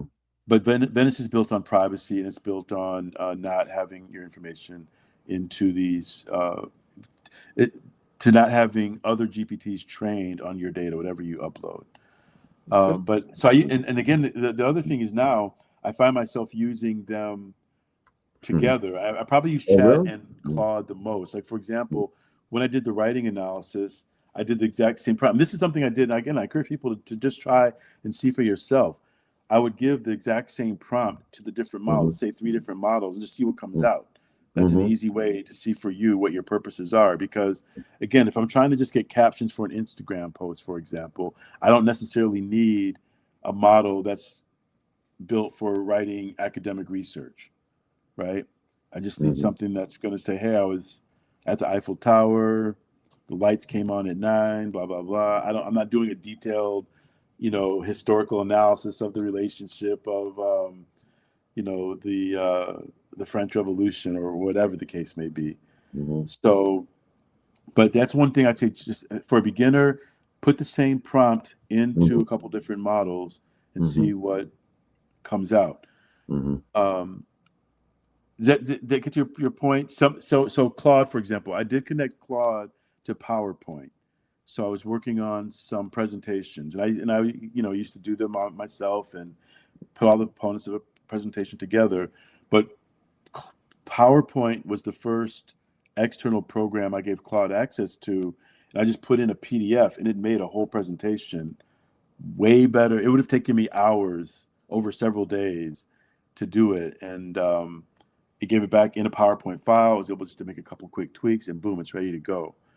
So Mm-hmm. that's something. Again, I know that chat, they have these connectors or skills that they call them, that you can pre-program the chats with. I mean, the GPTs with, and yeah, they Mm-hmm. I think so. So again, for 90, probably 95% of users, they all do more or less the same thing. I Mm-hmm. think, for example, when I'm doing more, uh, I'd say long form writing or more like business analysis stuff, I found Claude to be more helpful for me, but I still will run the same prompt in chat just to make sure to fact check, Okay. go back and forth. Mm-hmm. And so yeah, And so is they gelling up kind of like the same? yeah, Okay. they do. Okay. And then there's Uh, another, like, so when I was making the custom GPTs, I started off with the same prompt. I put it through all these systems, then I put them back into Claude and had Claude to synthesize them. And the mm-hmm. prompt was something like, take these information, Mm-hmm. give me a playbook, don't Mm-hmm. repeat anything, Mm-hmm. and give it the most detailed back summary or analysis without repetition that can be used, because you got to tell it what it's going to be used for. I That see. helps it to construct it to be used for a custom GPT. So, for example, and again, I hope anyone who's interested can visit the site or reach out to me. There's email on the site, or you can hit me at mse@open-roads.net, and I'd be happy to share a lot of this information, because most people, I say, just like anything else, we're using a fraction of the capacity. A lot of people use chat as a search engine, which, Mm-hmm. like, for example, like, I don't know, what's the best iPhone to buy, or Mm-hmm. Mm-hmm. what's the population of Cleveland, or something like that. Those are search engine questions. I see. But in preparation, like for today, I did do a search, for example, of what are the fastest, and I think I did it in Claude. What are the fastest growing cities in the United States over the past 20 years, Okay. right? A lot of them were in Texas, Arizona, Florida, out west. Then I said, of those cities, which ones are in areas of persistent drought? Because Mm-hmm. I was anticipating the data center question, right? Right. Right. Mm-hmm. And it gave me three different levels of drought. There's persistent drought, there's seasonal drought, like maybe it just didn't rain that much this year. Mm-hmm. Persistent drought means it hasn't rained that much over the last 10 years and it's been going decreasing. And then, there's all kinds of factors, again, that I, I wouldn't have necessarily thought to even ask that way. Mm-hmm. And then I'll run the same one back to Claude and to chat and see what it comes up as well, and then put them together. So how we use it really does matter. And I think it is part of the fact checking, with anything is use, multiple sources. I think it's one of the basic tenets of fact checking in general, is to cite multiple sources, see how they respond. Um, Pre-training, Vince, you mentioned something earlier about pre-training, because these things are conditioned to tell us what we want to hear, basically, in a nutshell. But I have a master prompt that I put into each. Like, if you go into the lower left hand corner where it has your name, you can hit that, and then it says settings come up. You can put in instructions, and so in the instructions, I have like it's like a 1.5 page long prompt that basically tells it, don't give me any BS, fact check everything, don't tell me what I want to hear, critically analyze everything, Okay. play the devil's advocate, Mm, all those go into the master prompt. okay. So, and again, this is one that's like I do with those clients. It's real simple. Ask the exact same question with the prompt or without it, the master prompt put in there, and just see what you get. Oh, wow. Okay. Yeah, and Mhm. invariably, the one with the master prompt is going to give back a different level of Is that right? response, right? Mm, mm. And so yeah, so these are all different tactics and practices that I've developed, and just to make sure I'm not getting fed something that just I want to hear, Mhm. and yeah, so yeah, so Hmm. again, there are different platforms. They're all more alike than different. I think the one that works best is the ones for what you need. Like, and you have to determine I see. what that is. And I think by experimenting with them, you can find out like, oh, this fits my need best, because it's not a one size fits all thing. Okay. Yeah. I see. Good, good. Can Uh, you give us an idea of cost? Because I know you get on some of them and you go so far, and then they're letting Yeah. you know you want more, you got to pay. So, Yeah. Yeah. So the basic for chat and for Claude, they both have free versions, and then they both have like the first paid version is like $20 a month. And I'm just now, like in the last few months, started hitting use limits on the pro. So I have pro versions of Claude, pro versions of Perplexity, pro version of Venice, and I'm using them all to the pretty much the capacity. So they reset, for example. Like, for example, if I'm going to do a PowerPoint, like a 30-page slideshow in for PowerPoint, I can maybe do like two or three of those. Then I got to wait a few hours till my usage resets on Claude. But if I was really doing them every day, like if I was doing that every day, I'd probably have to go to the next level up, which is $200 a month. mm, whoa. So and Okay. that would be for businesses, and that's again only if you're making money, it's definitely worth it. Okay. Got you. Um, Hmm. I'm in a group, a chat group where I'm definitely at the low end of users. These guys were already programmers before AI, and they were already information scientists be, be, excuse me, before AI, and they've been posting stuff like they're using thousands of dollars a month in Claude tokens. Um, I don't even know what they're doing, to be honest. So I'm like, I, I'm, s- I'm definitely, I have a call scheduled with one of the guys. I really want to understand, like, what Mm, are you doing that's using that much data?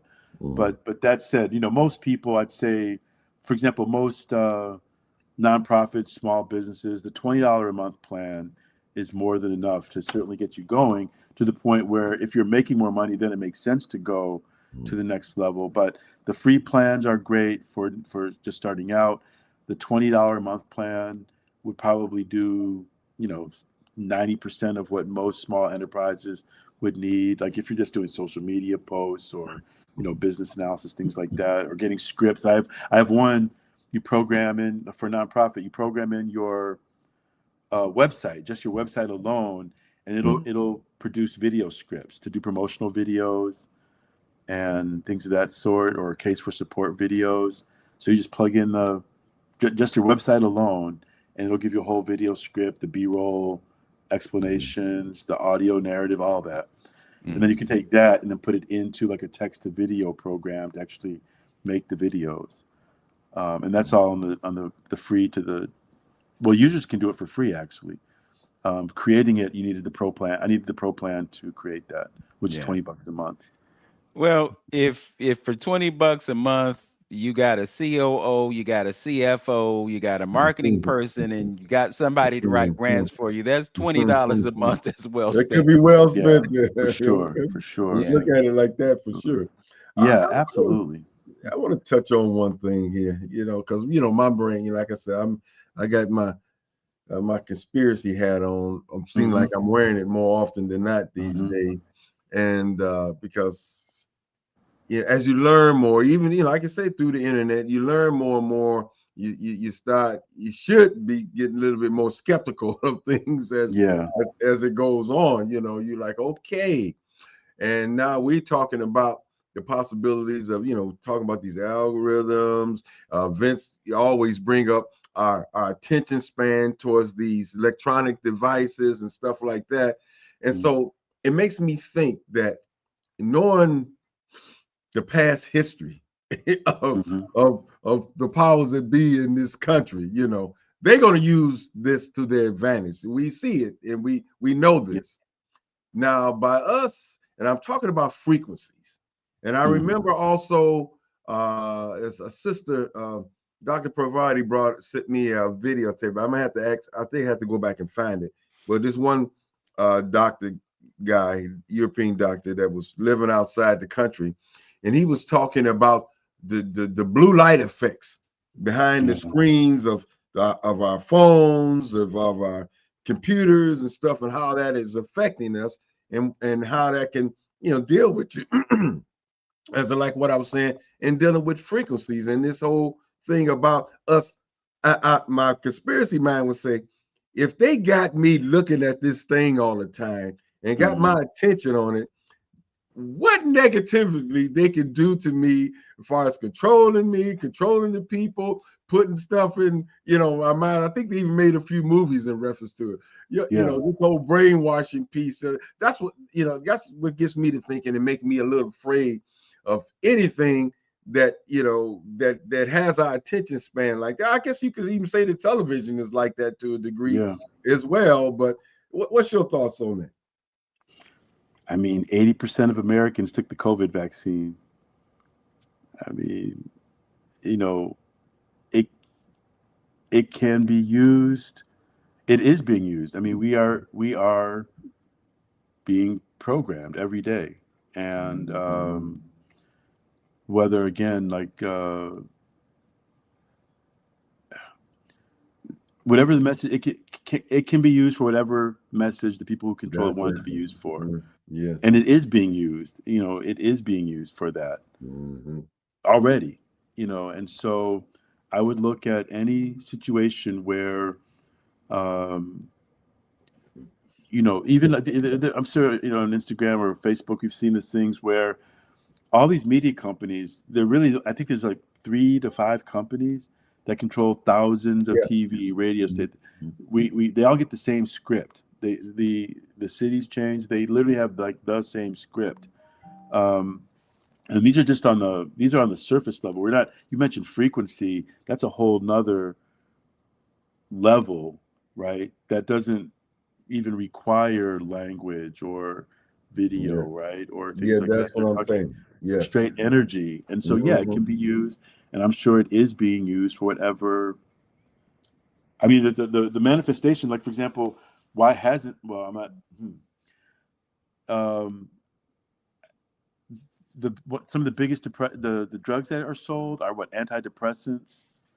Um, I think the main drugs are for what, blood pressure management Uh, and antidepressants. I know those are in the big top 5, maybe top 10, but those are also the ones that, again, not a doctor, not giving medical advice, but I do know that meditation can lower blood pressure. mhm. Exercise, things that maintain good health are good for your blood pressure and for your depression. Our oxytocin, our hormones can be Mhm. regulated by the foods that we eat, by the practices that we do for our health. And so the pharmaceutical companies don't make money off of that. They don't make money off of healthy people, and they don't make money off of dead people, right? They make money by maintaining chronic illness over the lifetime of a revenue source, being us, the people taking the medicines for a lifetime. They're not curative, right? They maintain a revenue cycle for years or decades. And Mhm. thinking that, just even giving us the idea for elections, for I mean, I think one of our major politicians who certainly sits in the Oval Office right now has outright said, you're not going to need to vote in at whatever period of time. So our and that was actually one of the I forget the doc that came out a few years ago. It was about how social media is used to influence elections. A lot of the times, it's not about vote for this candidate or that candidate. It's to keep people from voting in the first place, because an organized minority can beat an unorganized majority anytime, right? If I convince you that you don't need to vote, if I convince 100 of y'all you don't need to vote, and I got 10 people who are going to vote, guess who's going to win the election? You know, Mm-hmm. the 10 that are voting, not the 100 that are not. Mm-hmm. Mm-hmm. So it's easy to steal an election if nobody's voting. Yeah. And just for example, these are all examples. You know, Mm-hmm. it's easy to convince someone to take a pill or to take a shot than to tell them, hey, eating right and working out will have the same effect or not a better effect. And the things that we are nowadays, it's almost like from the conspiracy theorist mindset, I guess. Mm-hmm. If we're hearing something about it every day, that's probably not the most important thing going on.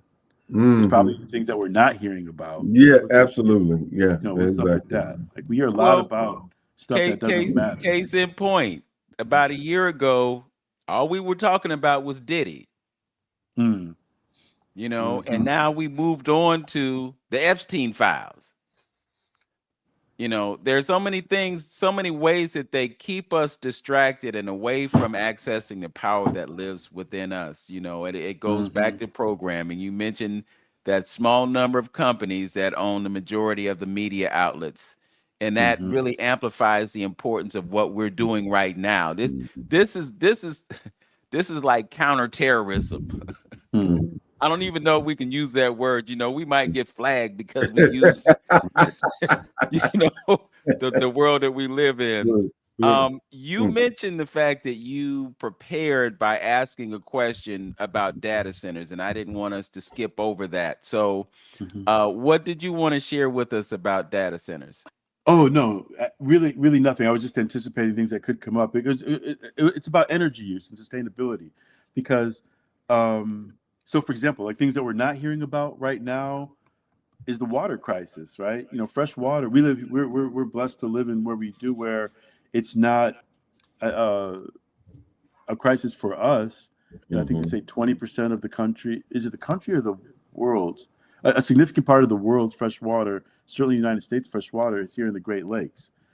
And but the fastest growing cities are not Great Lakes cities; they're desert cities, right? They're desert cities or places where there's less water. And I just saw, I think it was this morning, that the federal government is now going to be cutting, I think by a third, Nevada, Arizona, and one of the other, they call it lower basin states that get water from the Colorado River. There's 8 states that get water from the Colorado River. Those include Arizona, New Mexico, California, um, Nevada, and a couple others. But those are where some of the fastest growing cities are, and literally the water is running out. The again, for anything I say, don't believe me at all. Just do a little bit of research. They have the satellite photos. I've actually been out to some of these places hiking, and I've been out where the app showed a river last year, and now it's dry sand dust this year. Really? It's not imagination at all. I mean, there's definitely, the the Hoover Dam, Colorado River just hit a historic low, and the previous historic low was about 2 or 3 years ago. And so we can talk about the data center issues are an issue. They do use a lot of water, but the water shortages have been happening over the last 20 years. Now, So we got to wake up to these things, yeah, that yeah, these that's are funny. important. That's funny that we hear. I remember an interview Mhm. with Hillary Clinton. That's when she was running. What was that? 10 years ago? What was a good? More, yeah. That Yeah, was 20 when Hillary was running. 2008. She ran against Obama, actually. So that was the Yeah, yeah, okay, 2008. yeah. Yeah. That's what I remember listening to an interview with her, and somebody they was talking about wars, and they were hmm saying, "Hey, what would you think would be the next great conflict, and what would it be about?" And it stuck with me at that time. She said water. Right. Right. She said water back then, and that stuck with me. I said water. Wow, Hmm. we gonna have some issues with some water, and that Yeah. stuck with me in reference to that. Right. Yeah, I know what you're talking about, but yeah, check out right now. Like for example, a lot of the areas that are conflict areas in Israel and the Middle East, it's desert, right? We're talking about who has control of the aquifers, where the water comes from. If you don't have water, you don't have a place in the desert. Period. And then a lot of the Saudis, the Emirate countries, are investing in Africa for water rights. They've got the oil, they don't have water, and they Hmm.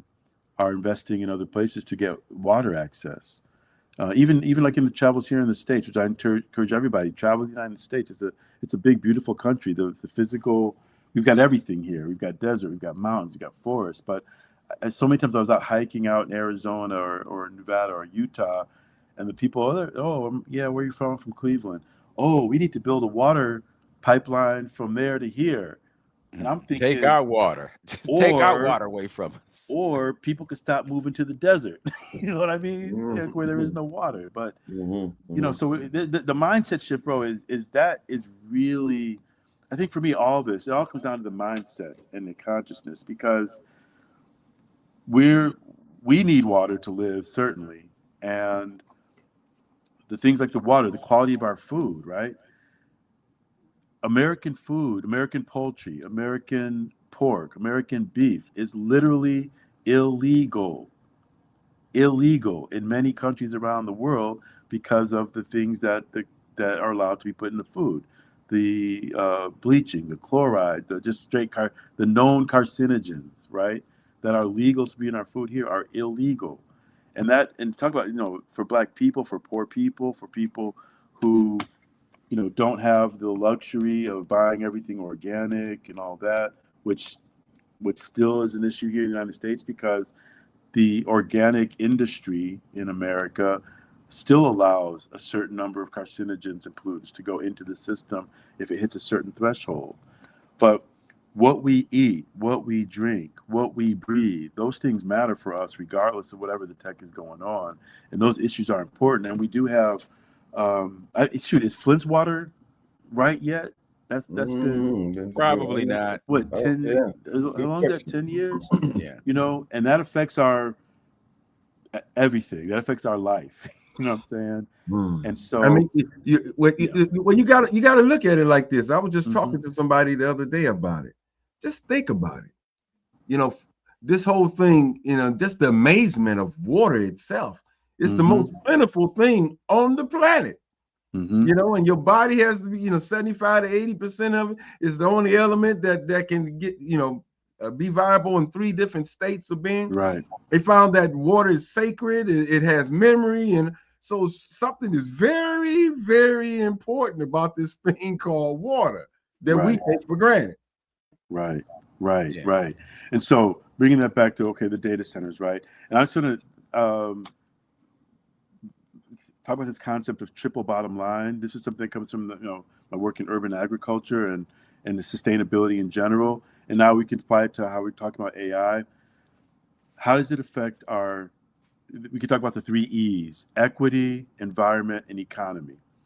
Okay. Or with anything, we got to look at how it affects the environment, the people, and then our economic reality, right? And so right now there is opportunity for AI, for example, to improve. It's impacting the economy regardless.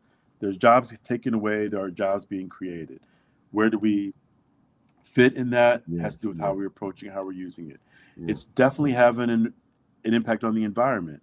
It uses water. It takes extractive resources. So from a policy perspective, it's we can look at. I think the question of is it going to exist or not? I'm not really questioning that. It seems like it's going to be here, but where do the data centers go? Where are they extracting from? Right? Who pays the cost from that? Are the companies that are using the water paying, or the communities that are losing access, are they paying the price? Right? So the equity issue in that is of a concern, Mhm. and Then the people, how are our the stratification of society that's happening, who has knowledge, who doesn't, who has access to resource, who don't. These are the things that we need to that we have. I think that we are have an imperative to really look at it. Not is the technology good or bad or not. The technology is neutral, just like any weapon or tech is useful. How it's used will determine if it's good or bad or not, right? Mm-hmm. Um, how this there's so many examples of that. The Mm-hmm. guns are a big one, right? Guns don't kill people, people kill people, but the guns are the mechanism that's used, Mm-hmm. for sure. But they can be used to defend or to attack. A knife can be used to cut plants to harvest, or it can be used to hurt Mm-hmm. someone, right? But the intention, the consciousness, Mm-hmm. what we bring into it makes a huge difference. And I think we're really at a critical point right now. I'm going to always come back to our consciousness, our need to critically think, our need to be human, to know what that means, and to make decisions and responses, not just reactions and have consumption. Right? We have to now more than ever really think about what we are doing and what is the impact on our environment, what is the impact on our community, what's the impact in our economy, and then use it. Not be, of course. I mean, I honestly I can tell you, I use it every day, and there's parts of me that are still um, fearful, concerning about what could happen.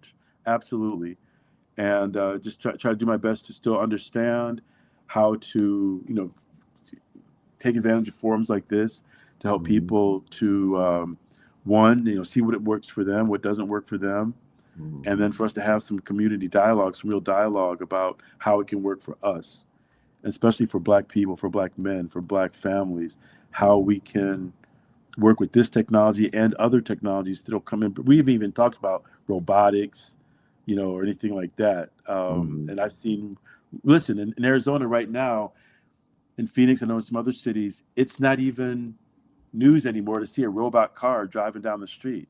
The Waymos, have y'all been out? Have y'all seen those yet?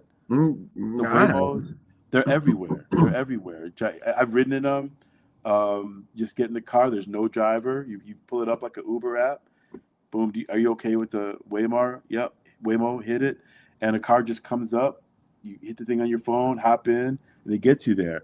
They're all over. Those are robots, right? Mm. Those are real live robots. They're on the highways in many American cities right now. When I was in Asia, I saw robot coffee shops. There's no person at all. They got a Right. robot back there mixing lattes and doing Mm-hmm. espressos. And in the airport, the cleaners, they're all robots. They're here. So when you start talking about putting the AI with the robotics, that's a whole nother thing, right? The AI in medical systems, they have the telemedicine where I could be a doctor sitting here and doing surgery on somebody in Thailand, over like we're using the Zoom right now, or this whatever mechanism this is, to be in three different places in one place at the same time. There's so many tech. There's so much advancement that the it's literally what was science fiction for us as kids. I think we're all more or less the same age. The stuff that was science fiction for us is here, and it's already so far past that Mm. already. And you're right, we talk about Diddy and them. Yeah. Mm-hmm. I gotta ask this question. Uh-huh. In light of the fact that there's no driver, are you Hmm. supposed to leave a tip? Uh, I don't know. That's a good question. I I haven't mean, seen it too. I, Yeah. I'm thinking just like you go to certain supermarkets or stores or whatever, and they got self checkout. Yeah. So if I'm checking out myself, Right. do I get a discount? You Right. didn't have to No. pay somebody to check me out. I check myself out, and you ain't paying the cash register or whatever is ringing the thing. Shouldn't we get a discount, bruh? You would think so, right? You Right. would But think. here's the other side of that, and I know for a fact we've all experienced this, and this is to brother Lynn's question about programming.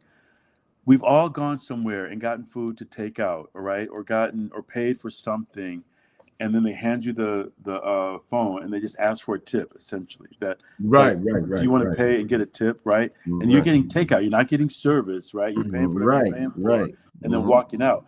But the reality of our programming, how we are programmable, if you ask someone to give a tip, whatever percentage, some percentage of them are going to just do it just because you presented the option to them and for nothing more. Like we're not even thinking about it, right? Mm-hmm. Whatever psychological, I don't want to be seen as a bad person, I don't want to be seen as cheap, whatever process is going on, Mm-hmm. the companies know that if you present people with the option, a certain number of percentage are going to give us free money. Mm-hmm. It's really that simple, and we all Mm-hmm. do. People do, and it's like those who don't tip. Oh, it's something bad. Is something wrong with me for not tipping? No, you know what I'm saying? For not tipping, Hey, for not getting anything. in some places you go, they already added the tip to the bill. They'll Right. put that 15 and 20%, and then they'll leave a line for a tip. I'm Exactly. Uh-huh. like, well, wait a Yeah. minute now. Yeah. Right. You already took all my money. Now you want more money. Mm-hmm. Yeah. The Yeah. greed factor is real. Um, Truly. I think we have learned quite a bit today, Brother Michael, and I want to thank you for sharing your insight and your wisdom. I'm now at a point where I'm entertaining thoughts of paying for a Claude subscription. Yeah. Yeah. There are things that would be beneficial for me, and I'm noticing how the increase of the use of AI is really out there. I mean, you look at flyers that are generated for different events, they Mm-hmm. all have the same look. Mm-hmm. It's like, okay, well, I wonder what that program is, whether it be Canva Pro or whatever, but they all look like they were all created by the same person, Right. but Right. I'm relatively certain that whoever got those, they have to pay because I use Canva, Uh, and the generic flyers, they don't compare to the ones that you have to pay for. right. So Right. I guess you get what you pay for, right? You get what you pay for, and learning how to use it gets different results too, for sure. Yeah. And Mm-hmm. that's why, I'm going to encourage, I'm going to do a little quick plug.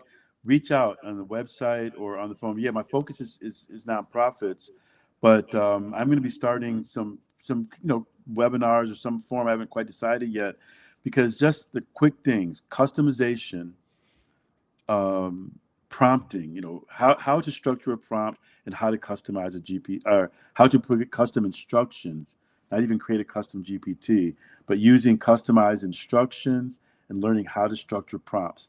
Those two things, even on the free versions, can get you wildly more useful results immediately. It's not even like it takes weeks. It will give you different results immediately. And the more clear you can be about what you needed to do, you can Mm-hmm. get better results immediately by learning how to structure prompts and learning how to create custom instructions for whatever platform you're using, be it Chat or Claude or Perplexity, whatever. But just those two things right there will make a world of difference for any user at any level. And then there's way more customizations that can go up.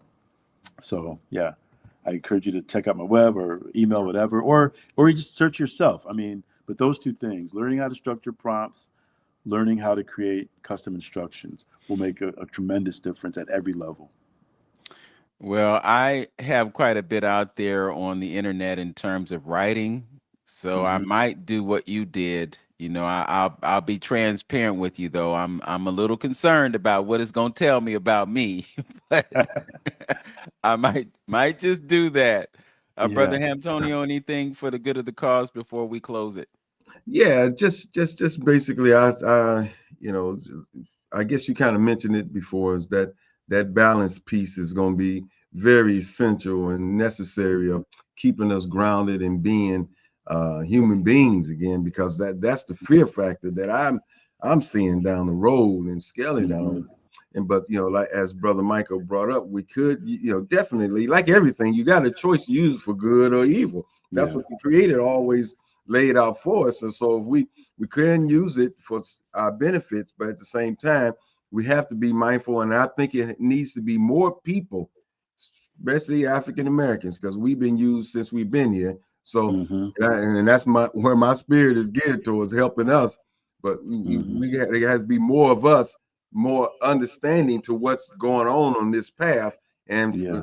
and what I'm calling it, we're gonna have to start developing more of these grounding centers, these Yeah. grounding centers to decompress or do what's the word I'm looking for, Vince? To when you know, when you're from war, you come out and get decompressed to get rid of all this energy, these frequencies, Yeah. and whatever that is necessary to clean us up. You know, you got to get Sure.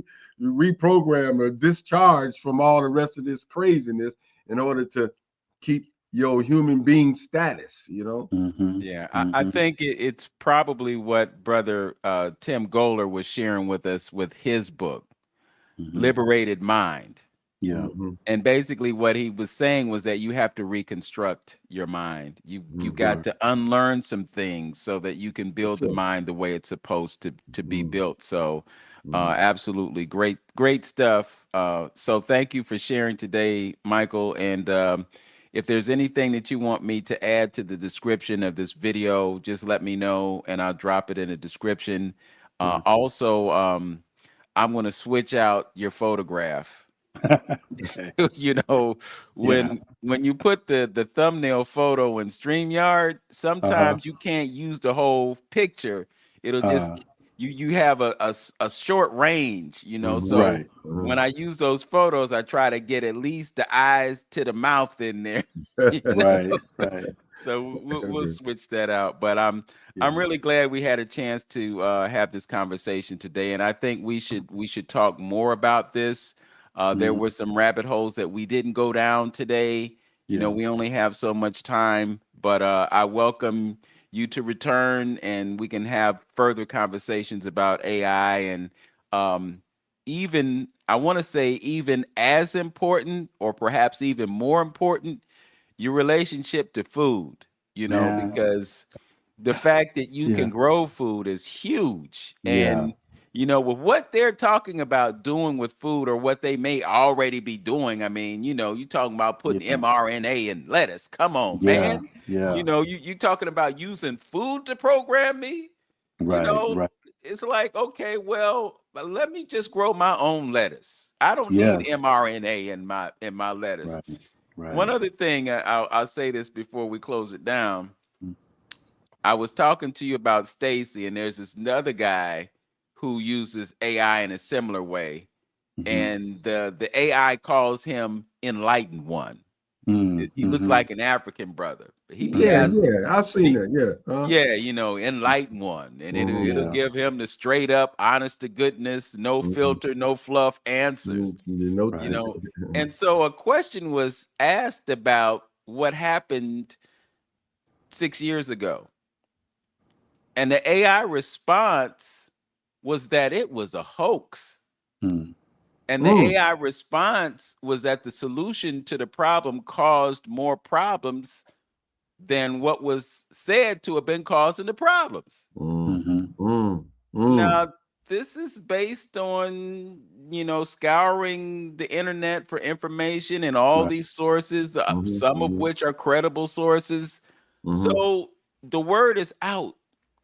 And if for no other reason than getting the truth about that, Mm-hmm. it's already proven that it is something that's necessary. Because For if sure. this is what it takes for us to get to the truth, because we need to know the truth, you Yeah. know, they're not telling us the truth. Mm-hmm. Somebody said that they pleaded the fifth over 100 times. If you Mm-hmm. know who I'm talking about, I ain't gonna say nobody's names, mhm. Right. but somebody who was in a high position of Oh, I know. I influence guess you and know. authority Mhm, pled the fifth over a mhm, hundred times. That's mm. an indication that we weren't told the truth because there was No doubt. something to be There's no hidden. doubt. Yeah, So no Yeah. doubt. anything that can unlock the doors to us obtaining the truth has proven its worth, And good or bad. Yeah. and that's why my conspiracy mindset is growing. So if they have, if they think that's what I'm trying to get black folks to understand. If they think like that, just don't keep it right there. Take it across the board with everything that they got their hands on. So if Mhm. they Right. know they got you paying attention to this screen, to this phone, Why wouldn't they? Why wouldn't you think they could use this to their advantage to do whatever else devious deed that they want to do? Right. Whatever. They do, Yeah, and they are. But yeah. you know, it was Fela Sawandi at Kent State University back in the 70s. And one of the things that he said in his instructions to us as students, he said, question everything. Sure. Everything, and that's what we have to do in order to be critical and analytical thinkers. We have to question everything, because Hmm. there's a lot to be questioned. I My agree. brother, once again, thank you so much. Thank And you, sir. trust and believe we're gonna have a conversation about coming down south. Mhm. Listen, man, I'm glad. I'm gonna say 15 seconds, grow something. Like you mentioned that food. I was thinking about wrapping up, and I'm glad you said I was gonna hold it. But Mhm. yes, plant a seed, grow something, get a pot, put it in your backyard, ground. See that process. One tomato, one pepper plant, whatever. It's very important. We can talk more about that anytime, but it's very important. We should be growing something. At very least, grow some broccoli sprouts. Something. Yes. Yes. Yep. It's All good for the right. mind, body, and soul. Yes. All right. Well, it's thundering. I hope they're Yeah. not getting rained on over there at the cultural celebration, but I Mhm. will make my way over there, and perhaps there will be something indoors that I can take advantage of. Thanks for joining us, brother. Thank you. Thank you very much. Thank you both. Yep. All Thank right. you. Well, thank you, As brother. always, know yourself, love yourself, be yourself. Make today your absolute best day. Peace, everyone. Peace, Peace. peace, peace.